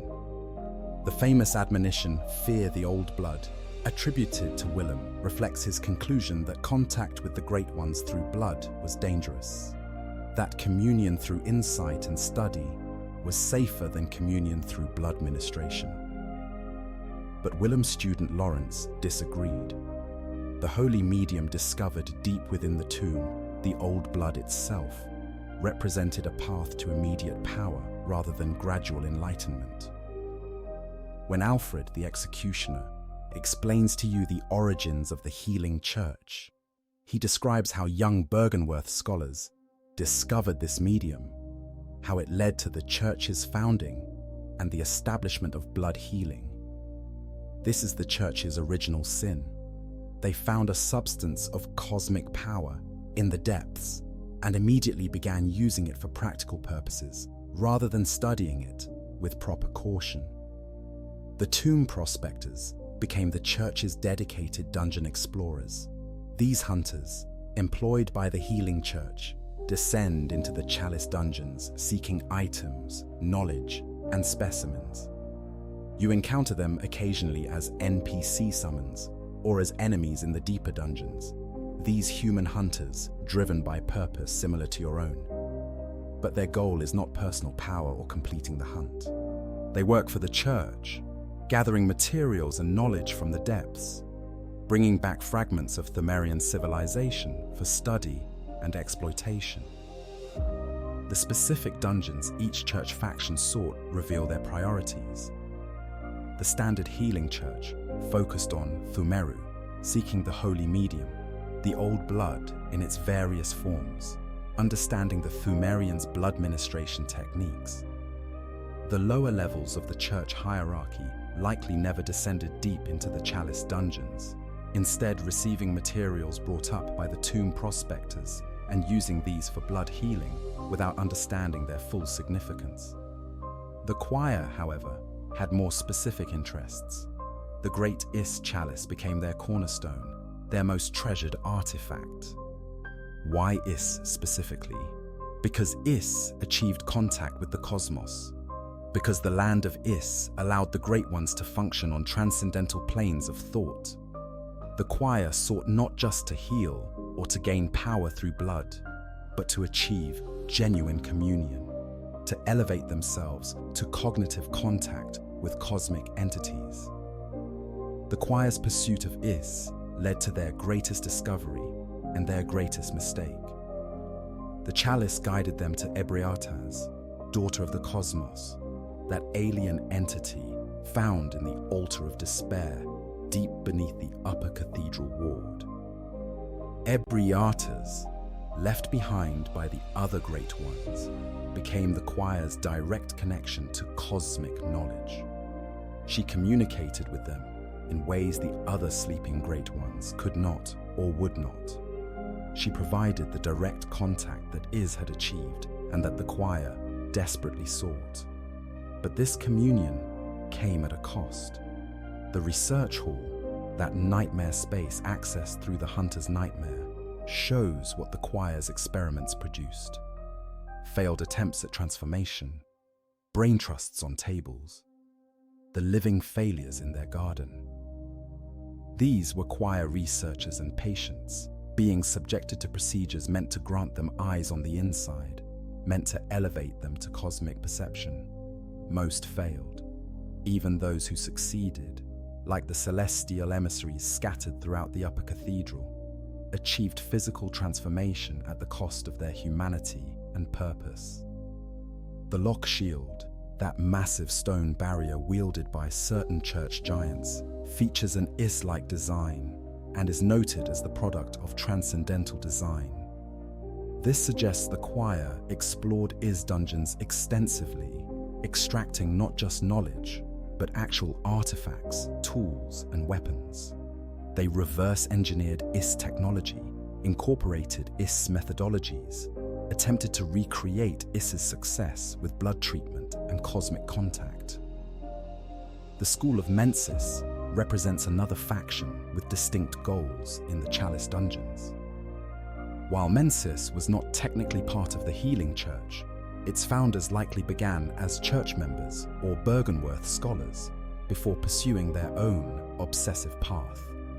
Mensis sought Mergo, the infant Great One, the child of sea, blood born to Queen Yharnam. The fact that Mergo's cry echoes through the nightmare of Mensis suggests that Mensis successfully made contact, successfully drew this formless infant Great One into their nightmare space. But where did Mensis learn of Mergo? How did they know to seek this specific Great One? The answer likely lies in the deepest Pthumeru dungeons. Queen Yharnam appears in the main game as a spectral presence, worshipping the blood moon, mourning outside the Mergo's wet nurse encounter. But she appears as a boss in the Great Pthumeru Ihyll Chalice, still pregnant, hands bound, existing in some timeless state. Mensis likely descended into Ihyll, learned of the queen and her child, discovered the connection between the Pthumerian monarch and Odon, and used this knowledge to attempt their own communion with the child of blood. The one reborn, that grotesque amalgamation of corpses and tentacles that serves as Mensis's ultimate creation, represents what happens when you try to create a great one, rather than commune with an existing one. Mensis went beyond seeking contact. They attempted to artificially generate a cosmic being through ritual and sacrifice. The bell ringers in Yahar Ghul, the chanting cultists sustaining the one reborn, the entire structure of Mensis's operation, all of it reflects knowledge gained from Chalice Dungeons. The Pthumerians used bells and chants and rituals. The labyrinths are filled with ceremonial spaces and blood-soaked altars. Mensis extrapolated from what they found in the depths, applying Pthumerian methods to create their own cosmic abomination. The executioners, Alfred's order, had their own interest in the dungeons, though more focused on Cainhurst than the Pthumerians.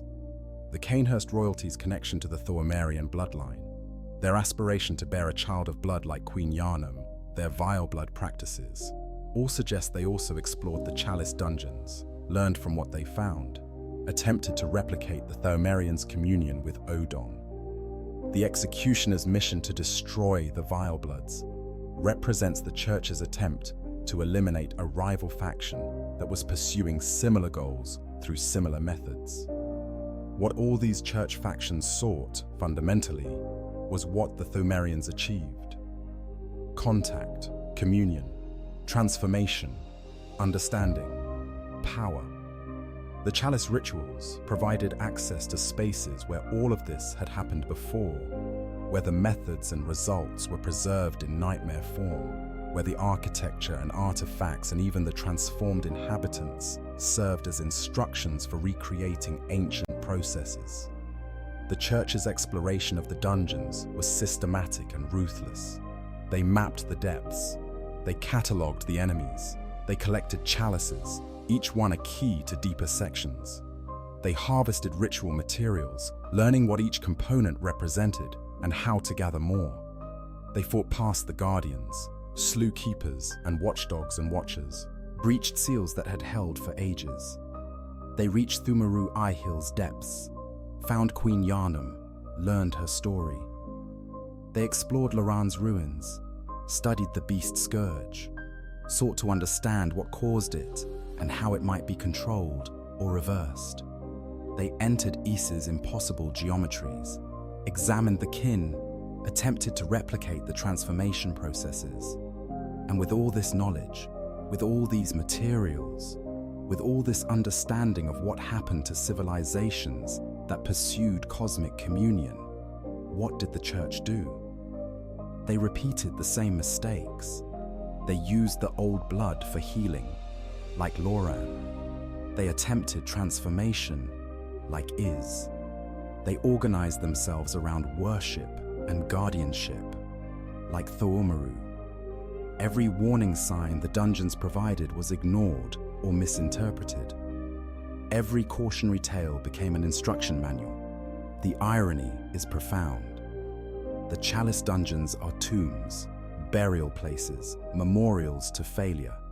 They preserve the Pthumerians at their peak and their fall, Loran during their transformation into beasts, Isz in their elevation to mindless kin. These are not success stories. These are graveyards. But the healing church, in its arrogance, saw only the power, only the methods, only the potential. They saw that the Pthumerians communed with great ones and sought to do the same. They saw that Loran used blood and sought to use it better. They saw that Isz transformed into kin and sought to transform with more control. The result is Yharnam, a city where blood healing has infected the population with the scourge. A city where church experiments have produced cosmic horrors in the name of ascension. A city where the hunt is necessary because the church's actions made it necessary. The Chalice Dungeons did not cause Yharnam's fall. The church's interpretation of what they found in those dungeons caused it. When you, the hunter, perform chalice rituals and descend into these spaces, you are walking the same paths the church walked. You are seeing what they saw, fighting what they fought, learning what they learned. The question is whether you will draw different conclusions, whether you will see the warnings they ignored, whether you will recognize that the tomb of the gods is a tomb for a reason, or whether you, like them, will take the power and knowledge you find, use it, transform through it, and eventually join the long list of beings and civilizations that thought they could handle communion with the cosmos. The church sought answers in the depths. They found them. The answers were warnings. The church used them as instructions. And you, following in their footsteps, performing the same rituals, breaking the same seals, must decide what you will do with the knowledge these ancient tombs provide. The chalice rituals give you access. What you do with that access determines whether you're an explorer, a grave robber, or the next civilization destined to be preserved in nightmare form as a warning to future seekers. Queen Yharnam, the bound monarch. At the end of the longest, most difficult path through the Chalice Dungeons, past layers of enemies and bosses, through depths that have claimed countless hunters, you finally encounter her. Queen Yharnam, Pthumerian queen, the last ruler of a dead civilization, the woman who gave her name to the city above, though that city has forgotten why. Her boss fight in the Great Pthumeru Ihyll Chalice is the culmination of the Chalice Dungeon journey, but she is more than a final challenge. She is the embodiment of everything the rituals represent, the living symbol of communion's cost. Queen Yharnam appears several times in the main game before you face her in a hill. Each appearance reveals more about her nature and tragedy. You first glimpse her during the blood moon phase of your journey, this pale figure in a blood-stained white dress standing in the distance. She doesn't attack, doesn't speak, simply stands and gazes at the moon. This is worship.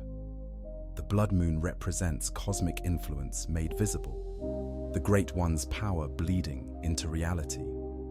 Yharnam worships because she is bound to the Great Ones more intimately than any other being. Her appearance before the Mergo's wet nurse boss fight is more significant. She kneels in a pose of prayer or mourning, and if you approach her, she vanishes. After you slay the wet nurse, after Mergo's cries cease, you can find Yharnam again. This time, if you approach, she bows to you before disappearing. This gesture suggests gratitude, relief, perhaps release. You have ended her child's suffering, ended the cry that has echoed through nightmares, perhaps freed her from an eternal vigil over a lost child. But these encounters are preludes. To truly understand Yharnam, to face her directly, you must complete the Chalice Dungeon progression and reach the depths of Pthumeru Ihyll. Here, in the deepest section of the oldest labyrinth, preserved in a state where time seems frozen, you find Queen Yharnam as she was, as she eternally is, as she will forever be unless someone ends her existence. The arena where you face her is significant. It resembles the chamber where you first glimpsed her in the main game, confirming that the Chalice Dungeons exist in the same nightmare dimensions as the other dream spaces. When the fight begins, Yharnam stands motionless, her hands bound by chains. She is not voluntarily still. She is imprisoned, restrained, held in place by bindings whose origin and purpose are unclear. Why is she bound? The most prevalent theory suggests the chains were placed by other Pthumerians to contain her during her pregnancy with Mergo.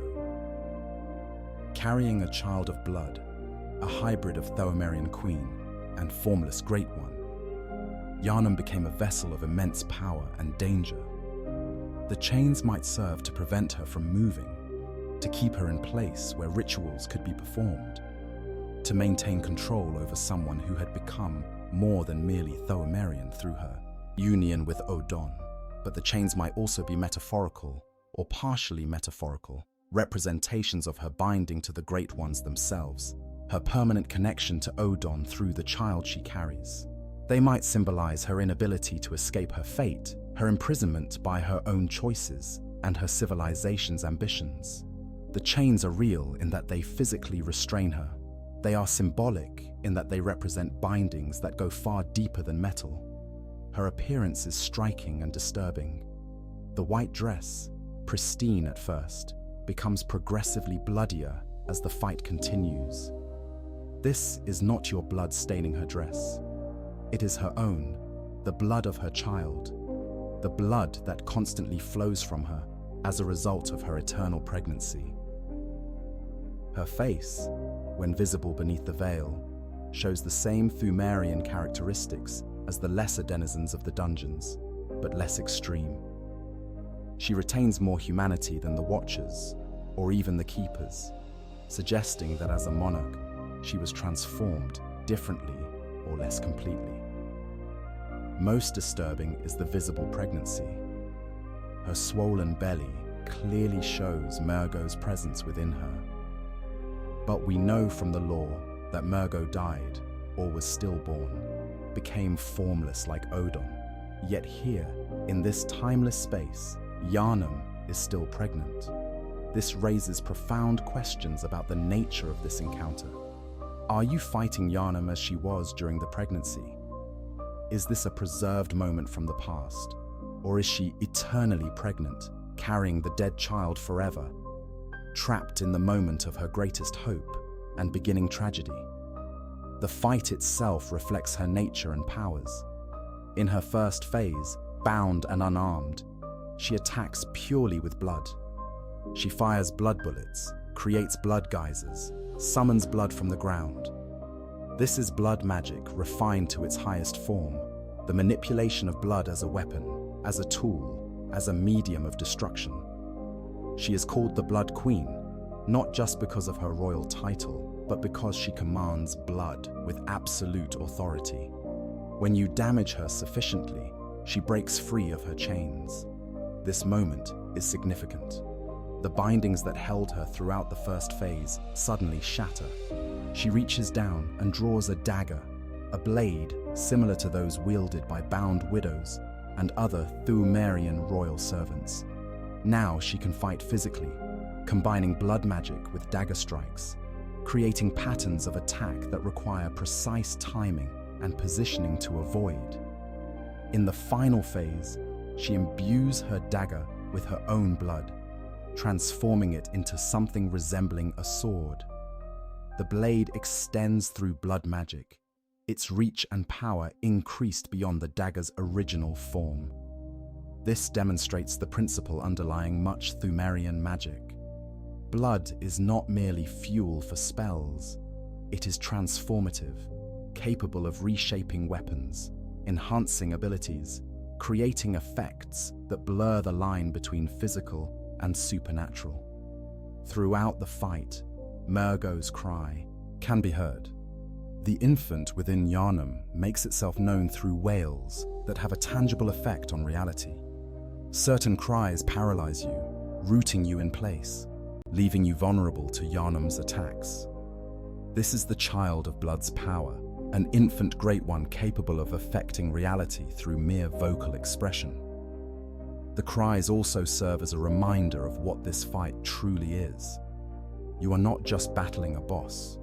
You are attacking a pregnant woman, a mother, someone still carrying her child, even though that child is dead or dying, or exists in some state that defies normal definitions. Yharnam also summons clones of herself, duplicates that split from her body and attack independently. These are not illusions but genuine duplications, suggesting that her communion with Odon, that formless great one capable of existing anywhere, has granted her similar abilities to manifest in multiple places simultaneously. The clones attack with their own blood magic and daggers, creating complex patterns that require awareness of multiple threats. Her blood attacks inflict rapid poison buildup, a subtle reminder that the old blood is toxic, corruptive, transformative. Contact with her blood doesn't just cause physical damage, it introduces corruption into your system, requiring antidotes to counter. Even fighting her means becoming contaminated by the very substance that defines her existence and caused her civilization's transformation. When you finally defeat Queen Yharnam, she drops the Yharnam stone. This item's description and appearance are significant. It resembles a lithopedion, a stone baby, a medical condition where a dead fetus calcifies within the mother. The Yharnam stone represents Mergo in death, the child of blood transformed into mineral, a pregnancy that ended not in birth, but in petrification. Holding this stone, you hold the physical remnant of the Pthumerians' greatest achievement and most profound tragedy. Defeating her also unlocks the ability to purchase higher-tier ritual blood and tomb mold from the Bath messengers, as if her death releases these materials for use. This is mechanically convenient, but narratively significant. The Queen's defeat breaks final seals, makes available materials that were previously restricted.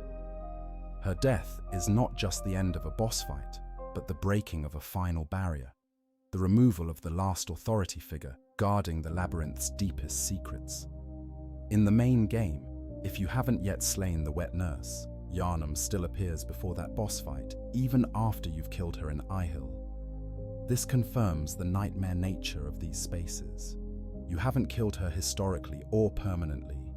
You've defeated one manifestation, one preserved moment, one nightmare impression of the Pthumerian Queen. She exists across multiple timelines or dream spaces simultaneously, bound to the nightmare by her tragedy, unable to truly die because her existence has become too entangled with cosmic forces. Queen Yharnam represents the ultimate outcome of cosmic communion. She achieved what the Pthumerians sought. She united with a great one. She carried a child of blood. She became the most important figure in her civilization, the monarch of Pthumeru Ihyll, the woman whose name would be given to the city that arose over the ruins of her kingdom.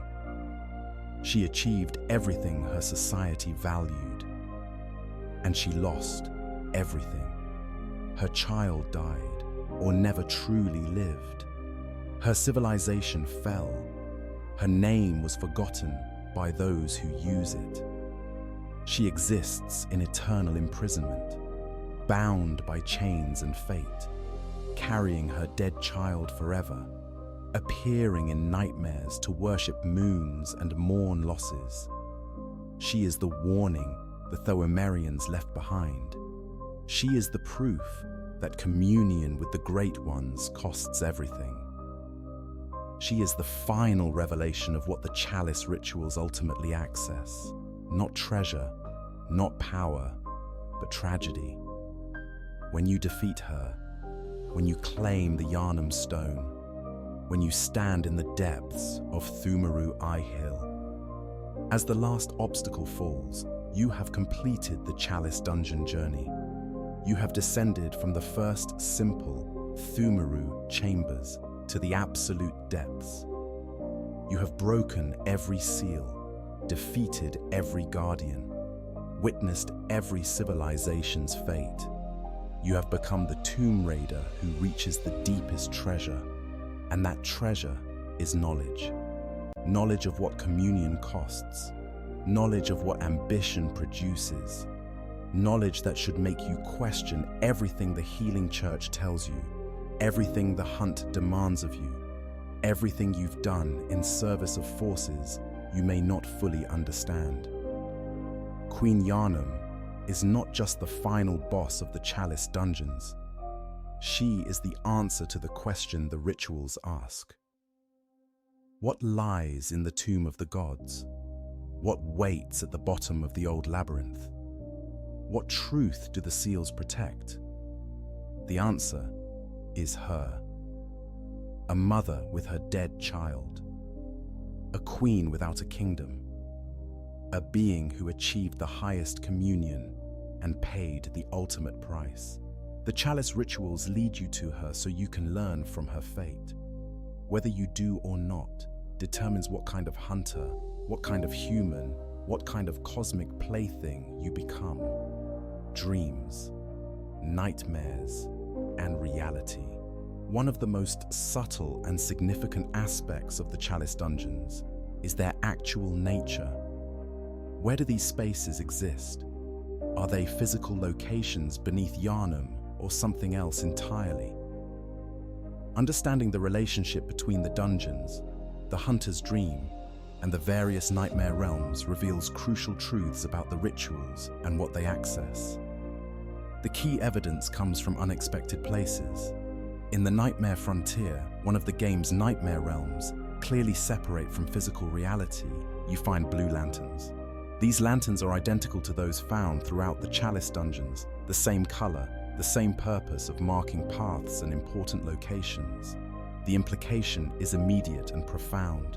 If the Nightmare Frontier, which is explicitly a dream space, contains the same lanterns as the Chalice Dungeons, then the dungeons themselves are nightmare spaces, not physical locations. This explains many of the dungeon's properties that don't make sense if they're merely underground tunnels. The impossible architecture, rooms larger than should fit within the available space, the way defeated enemies respawn when you reset the dungeon, the fact that different rituals can create variations of the same spaces, as with root chalices, the presence of entities that shouldn't be able to survive in physical reality, cosmic beings and nightmare creatures existing alongside more mundane threats. The ritual altar's presence in the hunter's dream becomes crucial here. The dream, created and sustained by the moon presence, exists as a liminal space between the waking world and pure nightmare. It is neither fully real nor entirely dream, serving as a hub from which you can access both physical Yharnam and the various nightmare dimensions. The altars function from within this liminal space, suggesting they were placed there specifically to allow access to the dungeon nightmares from this convenient nexus point. This raises questions about when and how the altars came to be in the hunter's dream. Were they placed there by Gehrman, the first hunter, who clearly studied the chalice rituals and understood their significance? Were they manifestations created by the moon presence itself, providing hunters with access to spaces that contain valuable materials and knowledge? Or were they somehow pulled from the physical world, Pthumerian artifacts that now exist in dream form? The fact that the Chalice Dungeons are nightmares rather than physical spaces doesn't make them less real or less dangerous. Nightmare realms in Bloodborne's cosmology have substance, permanence, and genuine consequence. The Hunter's Nightmare, the Fishing Hamlet, the Nightmare Frontier, all are as materially present as Yharnam itself. Death in a nightmare is death. Wounds inflicted in dreams are real wounds. What you experience in the Chalice Dungeons genuinely happens, even though it happens in nightmare rather than physical space. This nightmare nature explains how the dungeons preserve moments from the past. The Pthumerians are extinct in the physical world. Their labyrinth sections, if they exist physically, have been buried, flooded, destroyed over the millennia. But in nightmare space, moments can be preserved indefinitely. The dungeons you explore are nightmare impressions of the labyrinths as they were, populated by nightmare versions of the beings who inhabited them, containing nightmare copies of the treasures and secrets that once existed physically. Think of the dungeons as preserved memories. The Pthumerians, through their profound connection to the Great Ones and the Old Blood, created such powerful impressions on reality that fragments of their civilization persist in nightmare form. Their labyrinths, their guardians, their rulers, their rituals, all of these made such deep imprints that they continue to exist in accessible dream spaces. The chalices serve as keys to specific memories, specific preserved moments, specific nightmare impressions of particular sections of the ancient civilization. Root chalices access variations of these nightmare impressions. Each time you conduct a root chalice ritual, you're accessing a slightly different memory, a variation on the theme, a different path through the same general space. This isn't true randomization, but selection from a large set of preserved possibilities. The old labyrinth existed in physical reality with a fixed layout. The nightmare impressions of the labyrinth exist in countless variations, each preserving a slightly different configuration, a different set of treasures, a different arrangement of guardians. The fact that other hunters can join your Chalice Dungeons through cooperative play further confirms the nightmare nature. You share access to the same nightmare space, both experiencing the same preservation of the ancient labyrinths. The makeshift altar and short ritual, root chalice, allow joining of dungeons you haven't personally created, connecting you to nightmare spaces that other hunters have accessed. This is only possible if the dungeons exist as shared nightmare dimensions rather than physical locations.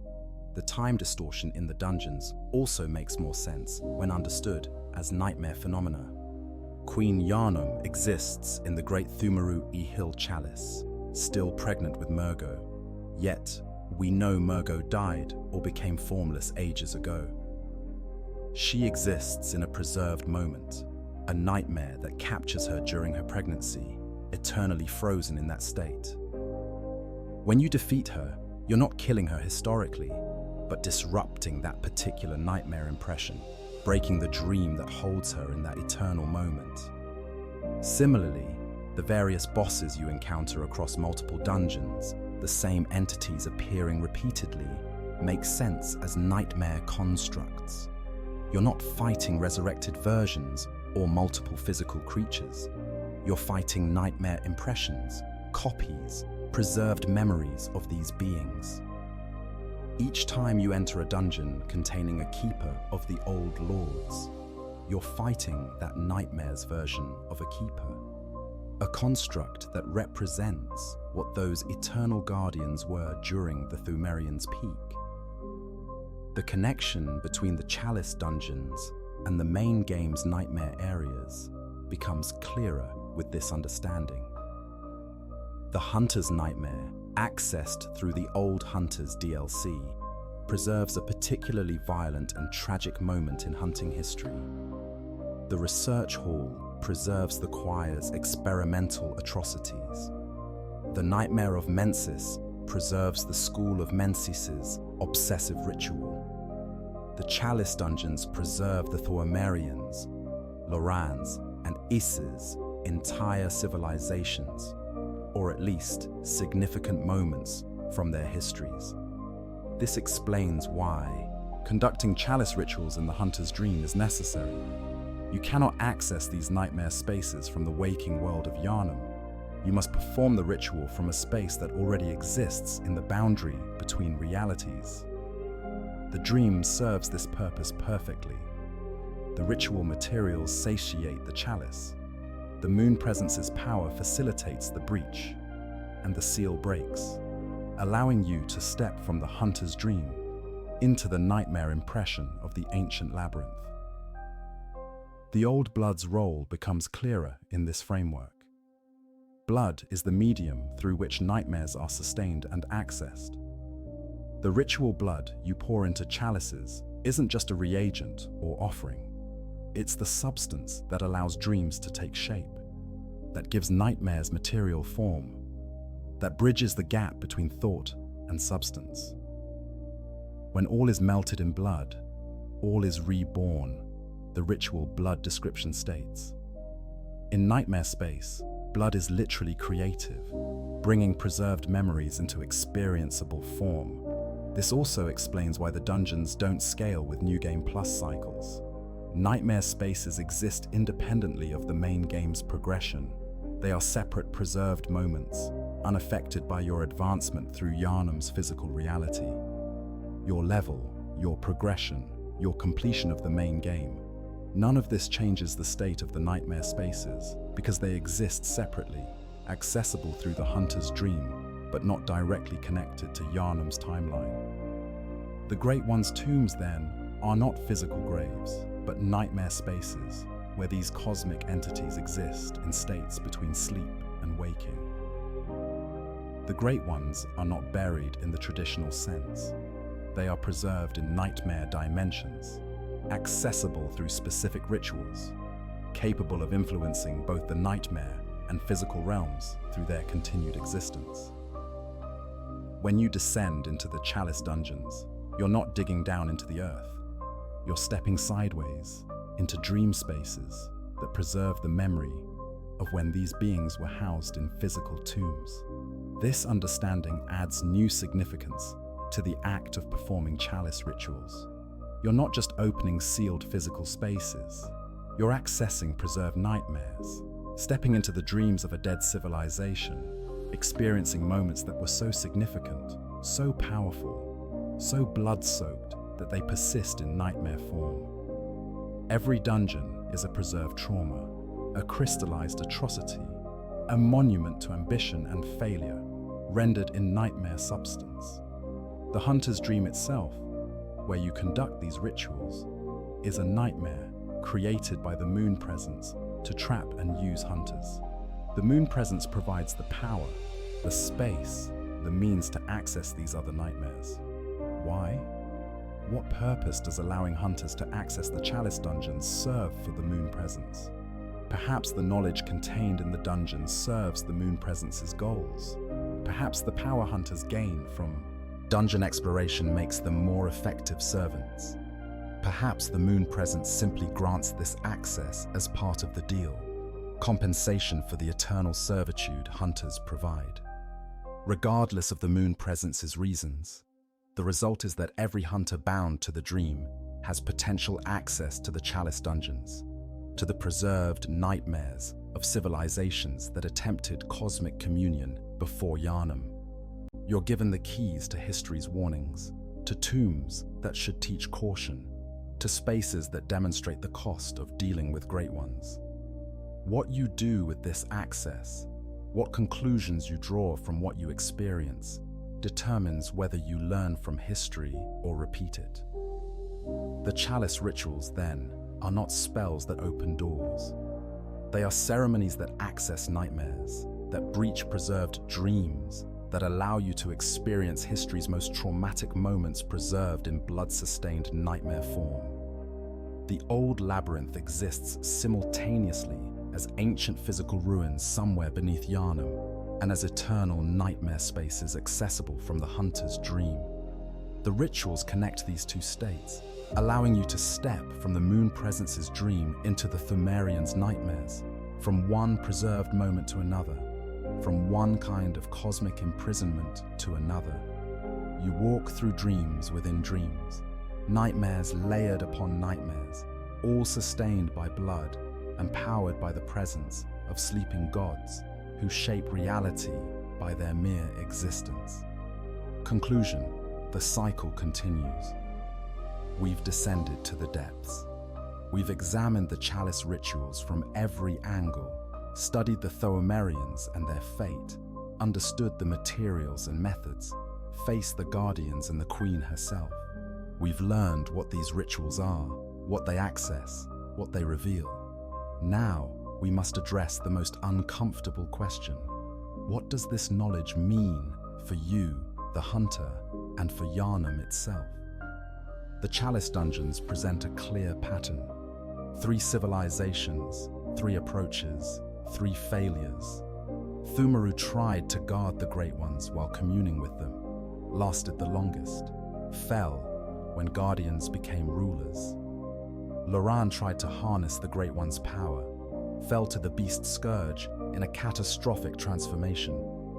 Isz tried to become like the Great Ones, succeeded in the transformation, but lost themselves in the process.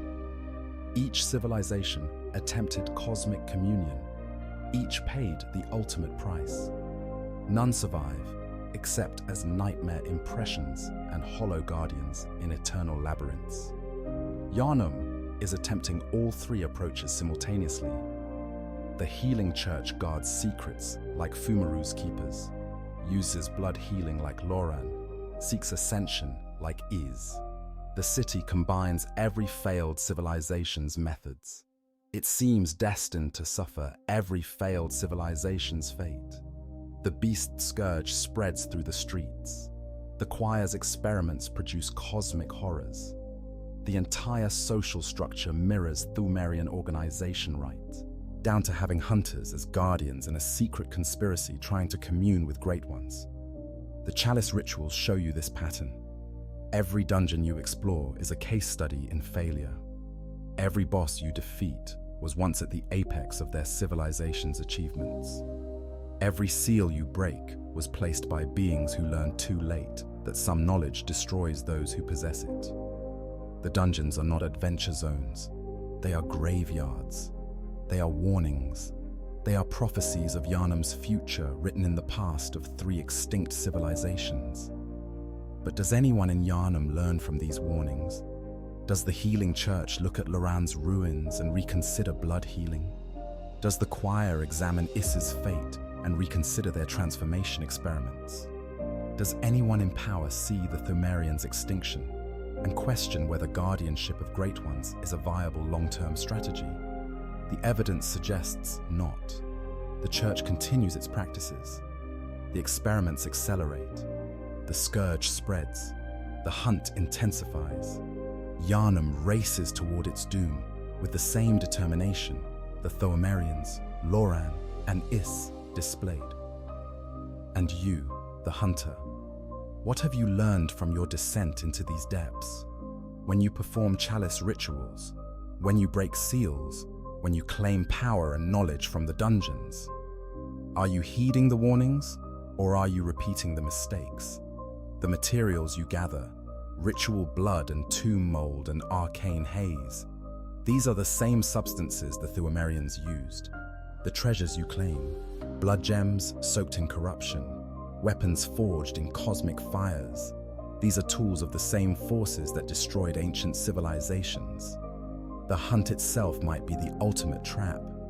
You're bound to the hunter's dream, serving the moon presence, whether you realize it or not. The dream provides you with the means to access the Chalice Dungeons, to gain power, to grow stronger. But stronger for what purpose? To hunt beasts? To protect Yharnam? Or to serve as an increasingly powerful tool for a Great One's inscrutable purposes? The Pthumerians started as simple guardians of sleeping gods. Look what they became. You start as a simple hunter of beasts. What will you become? The chalice rituals offer power. This is undeniable. The blood gems you extract from cursed dungeons make you devastatingly effective. The runes you discover grant abilities beyond normal human capacity. The materials you gather can be sold for blood echoes to fuel your growth. The experience of fighting the dungeon's challenges makes you a more skilled hunter. All of this power is real, useful, valuable for continuing your hunt in the waking world. But this power comes from spaces where civilizations failed catastrophically. It is power extracted from tombs, scavenged from warnings, harvested from cautionary tales. Using this power means incorporating the same forces that destroyed the Pthumerians into your own being. Every blood gem you socket, every rune you carve, every upgrade you purchase with materials from the depths, you become more like them, more touched by the forces they couldn't control. The cycle continues because no one breaks it. The Pthumerians fell, Loran fell, Isz fell, Yharnam is falling. And after Yharnam, there will likely be another city, another civilization, another group of humans who discover the old blood, who attempt communion with great ones, who believe they can control what their predecessors could not. The Chalice rituals will still exist, preserving the Pthumerians and all who come after in eternal nightmare space. Future treasure seekers will descend into dungeons that include nightmare impressions of Yharnam, fighting nightmare versions of you, the hunter, preserved as a guardian, or a boss, or a cautionary tale. Breaking the cycle requires recognizing the pattern. It requires looking at the Chalice Dungeons not as loot mines or challenge areas, but as history lessons. It requires understanding that every power you gain from these depths is a step toward becoming like the hollow guardians who wander them eternally. It requires questioning whether the hunt is worth becoming a monster. It requires considering whether survival in a cosmic horror setting means something different than surviving in the conventional sense. The good news, if it can be called that, is that awareness changes things. The Pthumerians didn't have the benefit of seeing previous civilizations' failures. Loran and Isz each thought they were unique, that their approach was novel, that they would succeed where others failed, if they even knew about others' attempts. Yharnam has the Chalice Dungeons. The warnings are accessible. The patterns are documented. The costs are displayed in nightmare form for anyone willing to descend and truly see. You, the hunter, have descended. You've seen. You've fought the guardians, claimed the treasures, learned the secrets. You know what the Pthumerians discovered. You know what communion with great ones costs. You know the tomb of the gods is a tomb for reasons that should terrify rather than tempt. What you do with this knowledge determines whether you're another victim of the cycle or potentially its end. The moon presence. The great one that created the hunter's dream clearly wants hunters to access the Chalice Dungeons. The presence of the ritual altars in the dream, the way the dream facilitates the rituals, the rewards available in the dungeons, all suggest this access is intentional. But the moon presence's motivations are as inscrutable as any great ones. Does it want hunters to grow stronger through dungeon challenges? Does it want hunters to learn from the dungeon's warnings? Or does it simply not care, providing access as part of the deal while remaining indifferent to what hunters discover or become?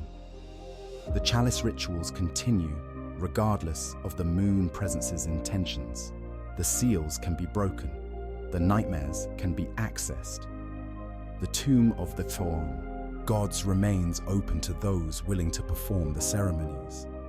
As long as hunters exist, as long as the hunter's dream persists, as long as chalices and ritual materials can be gathered, the dungeons will be explored. The Pthumerians' warnings will be ignored or misunderstood. The power will be claimed. The cycle will continue, unless you choose differently, unless you look at the ritual blood in your hand and see not a reagent for power, but the crystallized suffering of transformed beings, unless you look at the bastard of Loran and see not a material for enhanced dungeons, but a dead infant, victim of its civilization's ambitions, unless you look at Queen Yharnam, bound and eternally pregnant with a dead child, and see not a boss to defeat, but a warning made manifest. The Chalice rituals are many things. They are gameplay systems, challenge modes, loot sources. They are also history preserved in nightmare form, warnings written in architecture and blood. prophecies of what awaits those who seek cosmic communion. They are tombs and temples, graveyards and treasure vaults, warnings and temptations. They are everything that makes Bloodborne's world so rich and disturbing and thought-provoking. Tonight, good hunter, we've descended to the depths together. We've examined the dark truth behind the Chalice rituals. We've learned what these ceremonies are, what they access, what they cost. We've seen the Pthumerians' fate, Loran's tragedy, Isz's transcendence into oblivion. We've understood that Yharnam walks the same path. We've recognized that you, the hunter, participate in this pattern every time you perform a ritual, every time you descend into the dungeons, every time you claim power from spaces where civilizations died. The question is not whether you'll continue performing Chalice rituals. The game's design, the practical benefits, the curiosity about what lies deeper, all of these ensure most hunters will continue descending. The question is whether you'll do so with awareness, whether you'll see the warnings clearly, whether you'll understand that every seal you break, every guardian you slay, every treasure you claim, is a step along a path that has always led to extinction. The Chalice rituals will continue. The old labyrinth remains accessible. The tomb of the gods waits in the depths, its great one inhabitants sleeping or watching or simply existing in their incomprehensible cosmic manner. The nightmare spaces preserve the past and foretell the future. And you, good hunter, bound to the dream, driven by the hunt, curious about the depths, will likely descend again. When you do, remember what you've learned. Remember the Pthumerians. Remember Loran. Remember Isz. Remember Yharnam. Remember that the tomb of the gods is a tomb for a reason. And ask yourself whether the power you gain is worth the price you'll eventually pay. Thank you for descending into the depths with me tonight. If you found this exploration of the Chalice rituals valuable, I'd greatly appreciate it if you could take a moment to hit that like button.